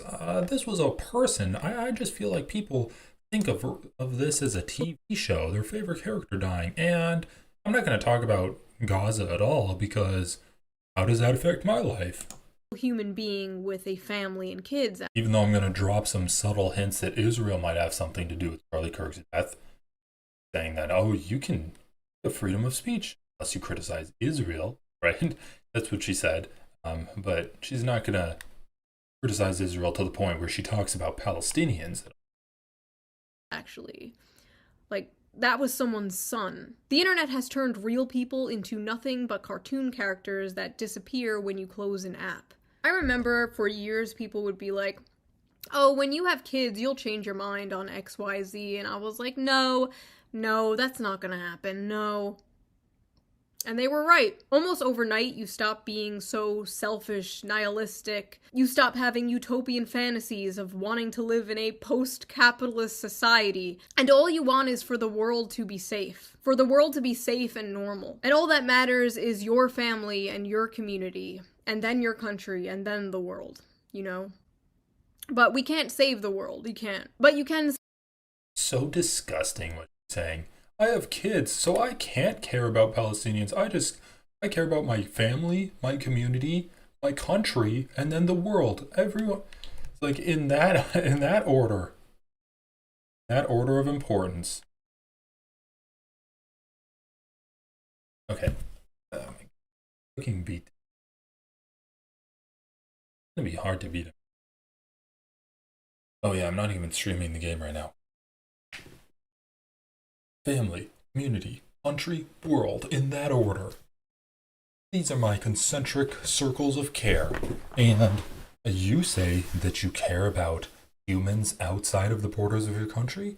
That's a fantasy, a luxury that only the childless can have.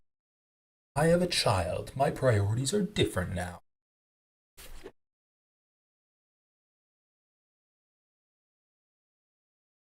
Does she think that everyone like protesting for Gaza, everyone on the flotilla, the healthcare workers that went to Gaza, the journalists that go to Gaza, do you think that none of them have children? What is this bull, dude? I'm not a utopian anymore. I stopped believing that we can decommodify housing after I had kids. I stopped believing that we could care about Palestinians after I had children. Post-capitalist society, and all you want is for the world to be safe. For the world to be safe and normal. And all that matters is your family and your community. Bitch, you do realize Charlie Kirk was an advocate for school shootings, right? He's like, some of you will die, but that's a sacrifice I'm willing to make. Oh my god. And I feel like Shu Ahead would be fine with me calling her a bitch because she's like in favor of traditional gender roles, you know? And this is how it's spelled? Some of you may die, but it's a sacrifice I am willing to make. Let's go. Some of you. Some of you may die, but it's a sacrifice I am willing to make. Charlie Kirk to Shu Ahead's kids. I just want the world to be safe. In fact, I'd rather live with 100 Charlie Kirks that advocate for gun violence against children so that he can still get his NRA check every year than one leftist that is like, oh, it's probably a good thing Charlie Kirk isn't doing propaganda anymore, that he's been deplatformed from life. That's despicable. And then your country, and then the world, you know? But we can't save the world, you can't. But you can save the people around you. You can't save... Fucking kill me. Save the world. You know, when USAID is responsible for keeping back an AIDS epidemic in Africa, no, it's actually a good thing that it gets shut down and all of those people die from AIDS. You can't save the world. I don't care about that. I'm just going to make a video saying that USAID is a CIA op, and it's actually like a horrible thing. It does no good. All of the things that it does good are lies. That they did gender studies in Ecuador in order to, they did gender studies of goats in Ecuador to see how the male goats interact with the female goats and how the gay goats do. That's such bullshit, right? You can't save the world. You can't save the world. Why even try? Just let them all die. Fuck them. Well, Gaza never even matter. What are we talking about here? To these people who are celebrating this and justifying this, you can't say, what if that was your dad or your brother getting killed for their opinions, because they've already cut those people off. They've already cut those people off out of their lives. And posting videos and pictures. Yeah,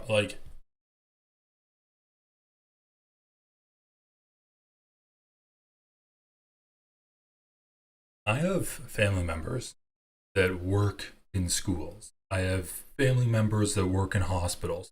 I have family members that enjoy going out to concerts, that want to go to festivals and stuff, that exist in public spaces. Gun violence is an everyday fact of life where you need to have some kind of expectation that you're going to experience that in your everyday life. If you go out to a public place, you have a possibility, however slim, that you're going to experience gun violence. And that is due to people like Charlie Kirk, who are advocates for gun violence, who lie and say that people need to have weapons so they can defend themselves. A complete lie. Say we can't even put a tax on silencers. That was in the bill that the Republicans passed, getting rid of a tax on silencers for guns. Right? This is the type of shit we're up against. If I had a family member who was advocating for, not even to mention the racist, genocidal policies, and just the outright lies that everything else Charlie Kirk was talking about. If I had a family member who was like, yeah, guns are great, guns are fucking sick, everyone should own a gun, I have to have some kind of expectation that gun violence is going to come back to bite them. If you own a gun, it's not a good thing. If you own a gun, you have a gun in your household, you are increasing the likelihood that that gun will be used upon you or someone in your family. And that is the facts of reality of owning a gun in a household. Even if you're just by yourself, you're increasing the possibility that you're going to fucking shoot yourself in the head because you're going through some kind of depressive state.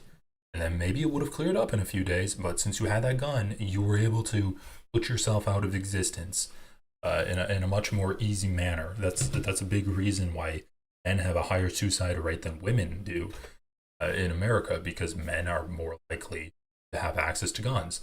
I had a family member who shot herself in the head with her husband's shotgun. Like, guns are never a good idea to have. I think that you want to have a gun, should be a part of some kind of militia that is well regulated, does have a strict gun handling, and it needs to be stored in some kind of armory or storage locker that you need, like, have a buddy with, and you need to have pre-approved access to. I think gun ownership can be fine for hunting and for self-defensive communities, but it needs to be extremely well regulated.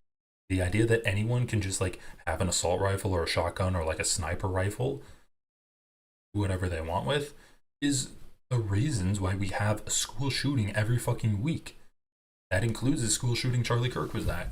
So no, I wouldn't be like, oh my god, my brother was just advocating for racism and guns to be held by everyone in this country, and he was shot. Oh, well, now I'm gonna cry. Now I'm gonna be like, oh well, it's just speech. It's just speech. Why should we try to say that this was bad speech? It's just speech. Oh, dude, like, I'd look at it in the light that I'm looking at Charlie Kirk in, because I know what it's like to live in America. Of Charlie's wife. I have relatives where the dad didn't lock up his gun properly and his kids got into it and one shot the other. Jesus Christ, dude. Yeah, like, I have an uncle with 3 little kids, and I don't know for sure, but I think he bought a gun. I'm like, this is, like, these kids, your kids know where you keep a gun. They're going to be curious about it. And young kids will not move these people at all, because they hate their lives, they hate their families. They are atomized bug people. They are the unfortunate product of modern society, and I feel bad for them. I do. I pity them, and I wish I could help them. But I have bugman fatigue. And for the people who will come at me in a blind rage with a list of all of Charlie Kirk's, like, biggest hits to convince me that I should hate him and should not mourn him, if you thought what Charlie Kirk said is wrong, you could have debated him. He was one of the few people left willing to do that, and now he's gone. Charlie was a fan of free speech, but I'm... Are you fucking stupid? Is she fucking stupid? She thinks debating would have actually changed his mind. He doesn't believe the things he says. He lies. Could have debated him. Well, a lot of people covered what he said. Or is covering what he said contributing to the violence against him? Is that what you're gonna say? Holy shit. I'm worried whoever comes after Charlie won't be. Like, even from a political standpoint, not even a personal human standpoint, why are you celebrating, like, the most popular college Gen Z political pundit dying? Like, why are you celebrating him becoming a martyr? Say goodbye to that young male vote. All the liberal Joe Rogans in the world are not...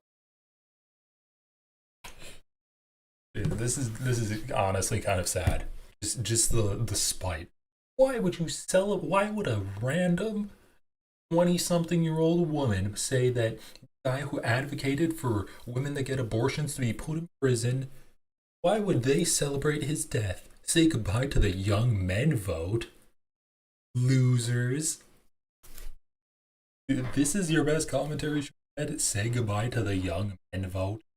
Why would you oh, I wonder why so many women hate Charlie Kirk. Maybe it's because he was like a Christian fundamentalist that said that, you know, you can't fucking get a divorce. He wants to get rid of no-fault divorce. He wants to get rid of contraception. He said that women should only go to colleges so that they can get married, get that MRS degree, rather than actually learn anything. So many young women hate him. It's crazy. Not fixing this. I just hope for the sake of this country that political violence does not become normalized, does not become a thing. It's triggering me so much how it has become normalized. It is a thing. The president of the United States got 2 assassins tried to kill him during his election run last year. It was 2 assassins. wasn't leftists. It was these unhinged psycho guys that had access to guns. I just hope that political violence doesn't become normalized. It's so normalized you forgot that he got two people tried to assassinate him. What are you talking? There's an assassin in Minnesota that killed the Speaker of the House, the former Speaker of the House, her husband, and her dog, and tried to kill a state senator. Like, oh my God. Charlie Kirk was laughing about the guy who tried to kill Nancy Pelosi. He said someone should go give him bail. You're sitting here bemoaning the fact that political violence might become normalized in this country, and that if someone calls for gun control, it's a backhanded comment? It's an unhinged psycho leftist backhanded comment? I don't want to see that happen. I don't want to see retaliation. I don't want to see us fall into a civil war.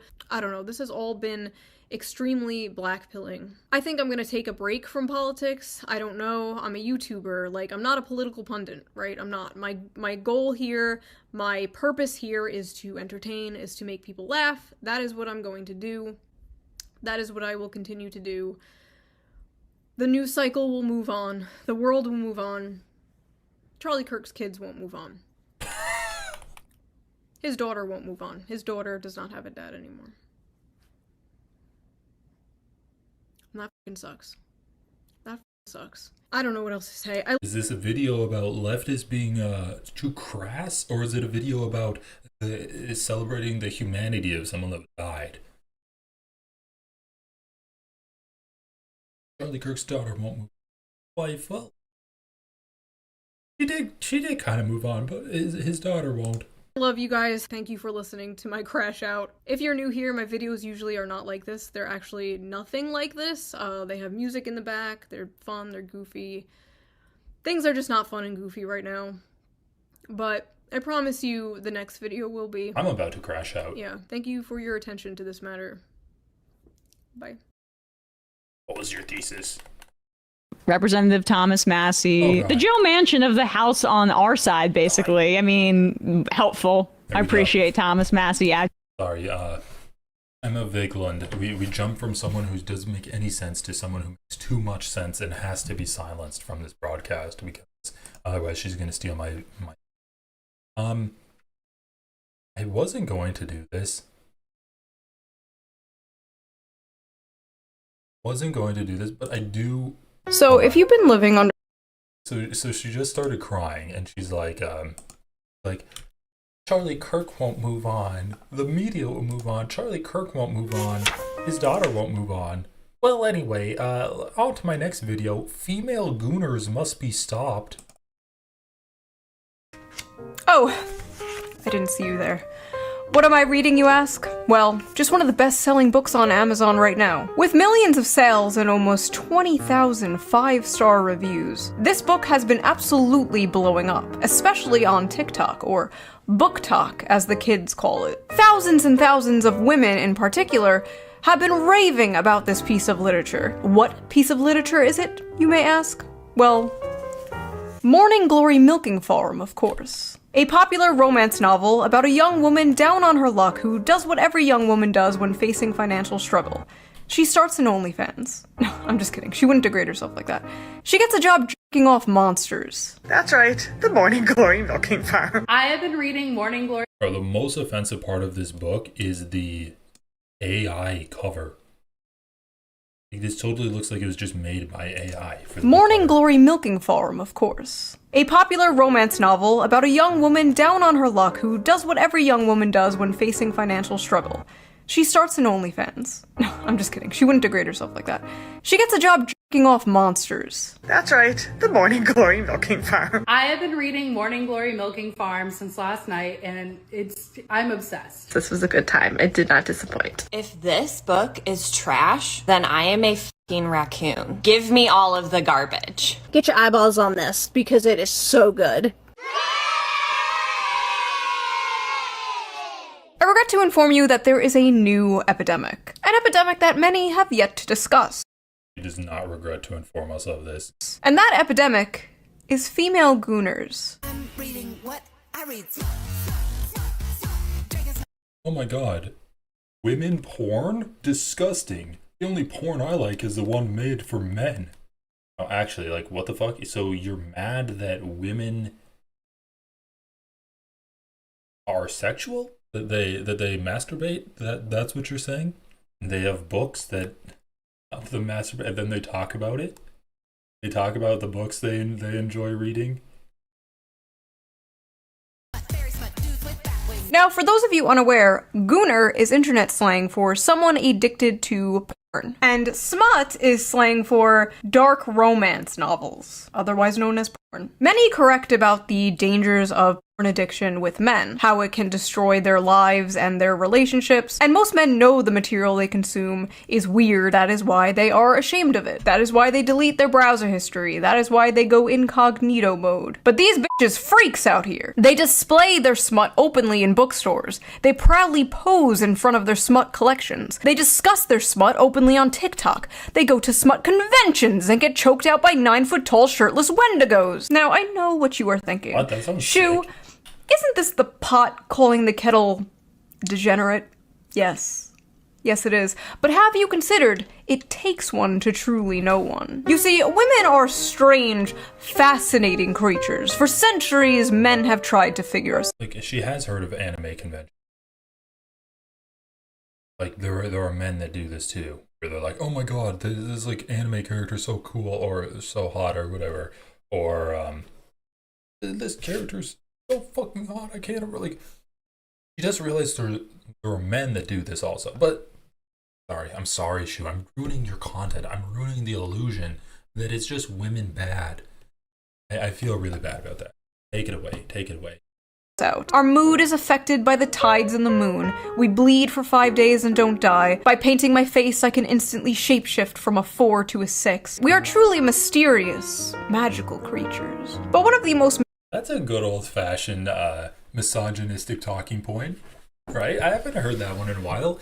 Oh, it's the makeup. It's the makeup that is meant to trick the man into thinking that a woman's more attractive than she actually is. I'm sorry, dude. If you're a man and you're like, the makeup tricked me, you're probably like 7 years old, and you think that women actually have like blue eyeliner or something, like their eyes are just naturally blue underneath, or like their face just naturally looks like it has a real life Snapchat filter on it. Like, how fucking stupid are you,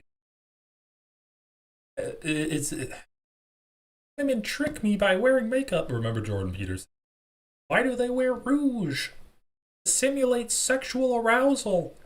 They're little sluts. They're harlots. They pretend like they're aroused, but when I make the move on them, they say, "Doctor, what are you doing? I am your patient." And I just sit there so frustrated because my wife, Babs, she doesn't do anything anymore. She doesn't respect me. Ever since that apple juice took me out, all she's been doing is going to apple orchards. I can't stand it, Joe. I can't stand it. I just want global warming to happen, but it's not real because no one understands charts anymore. I'm losing my mind. What were we talking about? Oh yeah, makeup, and how women are devious little sluts that just wear makeup so that they can fool men into going home with them. Mysterious aspects of women to men is our sexuality. You see, us women are not like those disgusting moids. No, we are sophisticated. We are evolved. We don't watch videos of strangers slapping their sweaty bodies together. No, we read about strangers slapping their sweaty bodies together. It's different, okay? True. You don't understand. It's okay when we do it. So, let's talk about it. Let's talk about the rapidly growing popularity of dark romance on TikTok and the recent dark romance convention. I love how Shuanhead's take isn't that it like, oh, women watch porn too, and that's cool. It's when men watch porn, it's something to be ashamed of. And when women watch porn, it's also something they should be ashamed of, but they're not ashamed of it. Those brazen harlots just throwing out their erotic books on TikTok for the world to see. I can't believe they talk about something like that publicly. What? Would you be happy if they did it in shame? That after their nightly book reading session, they flagellated themselves before while praying to God before going back to bed with a weeping back. That ended in disaster. Let's take a break from all this depressing political news and talk about something silly. Not that those political things aren't important, trust me, they are. You should be keeping up with politics and the news when you can. I know it can be difficult to do, but fear not. I have an app for that. So before we get into this video, let's quickly give a five. For example, here. Ground news, and I'm not talking about the way the monster rubs against his milking maid.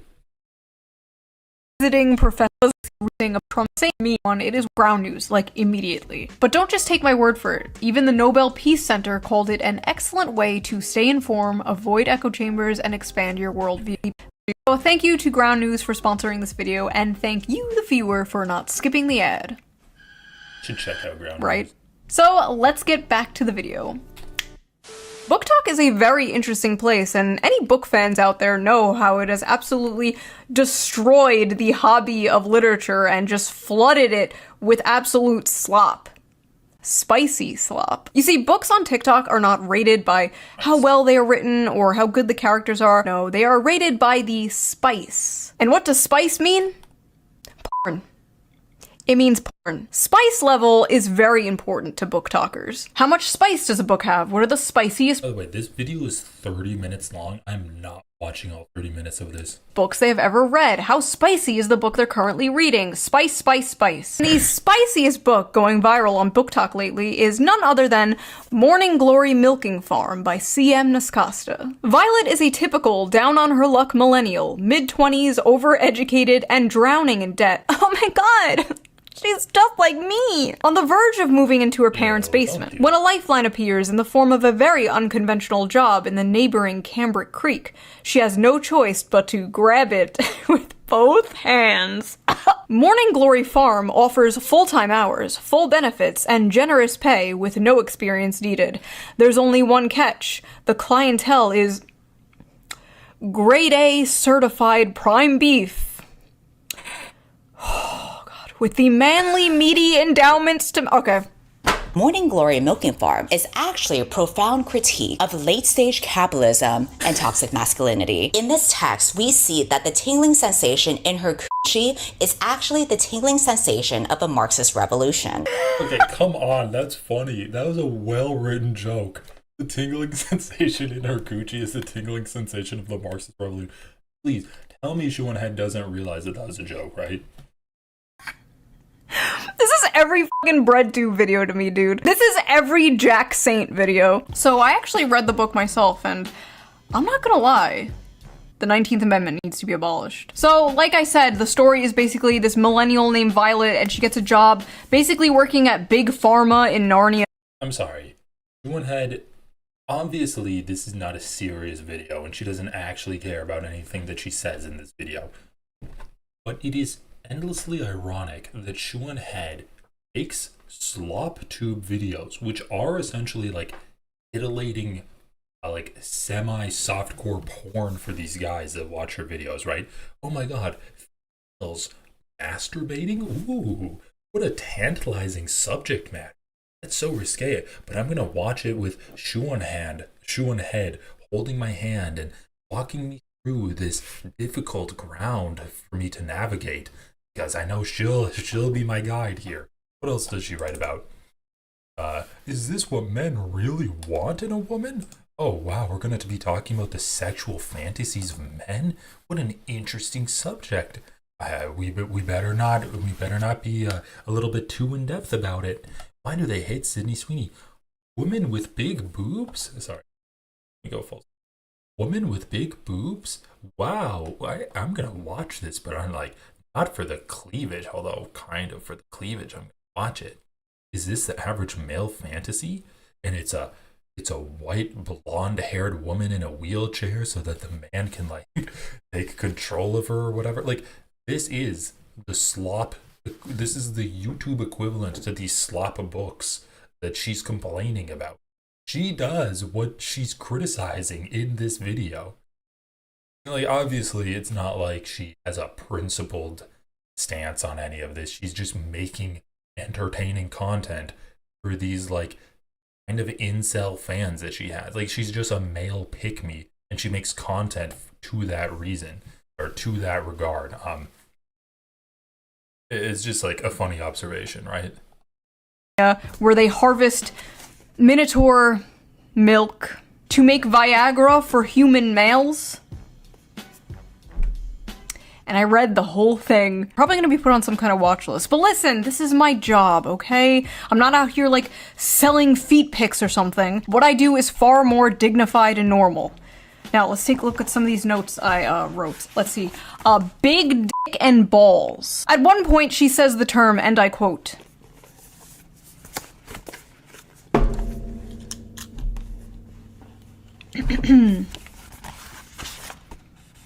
the seam of his sack. So I'm reading this and the whole time I'm thinking like, okay, he probably has like a human head, right? He probably like looks something like this, like, you know, just a dude with like horns. Then I see the official artwork.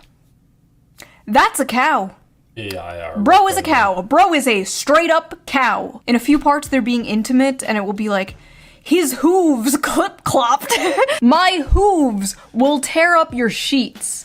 And it's like, I'm sorry, his what? At one point, she describes kissing him, and I swear to God it was more disgusting than anything else described in this book. She's like describing how big and wide his mouth is and how big and like slimy his tongue is. She's like describing the shit and you're just like, that's a cow. I mean, we are at a solid 5.5 on the Barbeau scale here. This is dangerous territory, folks. She also f***ers his ass. She f***ers the cow's ass. By the way, if you want an uncensored version of this video and all my videos, Patreon. Go to Patreon, become a member. All members get the uncensored version of every video, so you can hear me talking about s***ing and f***ing and f***ing a cow's ass. Is that what you freaks want? Anyway, I like how in this fantasy world, student loans still exist. Like, we can imagine a world with minotaurs and humans in a relationship, but we can't imagine a world without student loans. Sad. Oh, and he has one of those bull rings, like the nose ring theory septum rings. And in this world, that means, like, you're married, but apparently he's divorced. The man is divorced. This is a divorced cow with a cow ex-wife. The lore is deep, folks. The funniest part, though, has to be when they go on a date. I need to just read this to you. When the bill arrived, she attempted to pull a handful of carefully folded bills from her wristlet before he stopped her. No, that's absolutely not happening. Put that away. She'd not thought about it until the day after their first dinner together, realizing that in mortification that she ought to have attempted to pay her half. What kind of feminist are you? She asked herself. She couldn't remember the last time she'd been out and hadn't paid for her half, including her coffee date with Carson Tinsley. She had come prepared that night, several weeks of her tips smoothed and tucked into her wristlet. But I didn't even offer to pay half the other night and shouldn't have. Violet. If the commanding rumble of his voice hadn't silenced her, the heat of his hand dropping to her knee would have. I don't want you. He eats beef. The protagonist eats beef. Okay, like, I thought you were gonna make fun of the people doing the porn. You're just taking part of it. She's just engaging in the book talk smut. What? I'm sorry, guys. I did not think this video was gonna get this graphic. To feel like I don't want you to feel that you don't have any agency here. I might be the one giving all the orders, but you hold all the cards. Your comfort is the only thing that counts right now. And if I overstep, I want you to know you can tell me so. But that's not a strong man, or a farm animal. She will fold like a lawn chair and instantly return to factory settings. It's dinner, not a down payment for your time. But I'm in a position to comfortably spoil someone, so when you're with me, I'm spoiling you. End of story. I said, okay, I highlighted that paragraph for myself. Clean up aisle 5. So that's what I thought of it. But what did other people think of it? Oh, Shuan had definitely liked this book. I don't think she really went into book talk wanting to make a video about this. She might actually just be into book talk. What are the reviews on this book? This book has a 4.1 on Amazon with 21,000 ratings and a 3.6 on Goodreads with nearly 60,000 ratings. Let's just read some random ones here. Hear me out. Hear me out. A milking good time. Sweet and creamy. The spice is spicing. Funny. I was very leery of starting this because I thought it was just going to be The plot is pretty good. The plot? Please. This is like the new, I read Playboy for the articles, like, sure you do. This book could kill a Victorian child. 5 stars, I'll never look at a jug of milk the same. I think I'm lactose intolerant now. So that happened. Our eyes will never see the gates of heaven. 1 star, not a helpful guide. And a American okay. Bullcock matters. Oh my god. Edit that out. Editor, edit that out. Women are gonna be picking up Animal Farm now, like, where's the horse cock? Some of you people owe a certain streamer an apology because this book has way too many 5 stars. Some of you are lying. So after buying this book, Amazon has given me a few interesting recommendations. Would you like to see them? I accidentally summoned a demon boyfriend. That time I got drunk and saved a demon.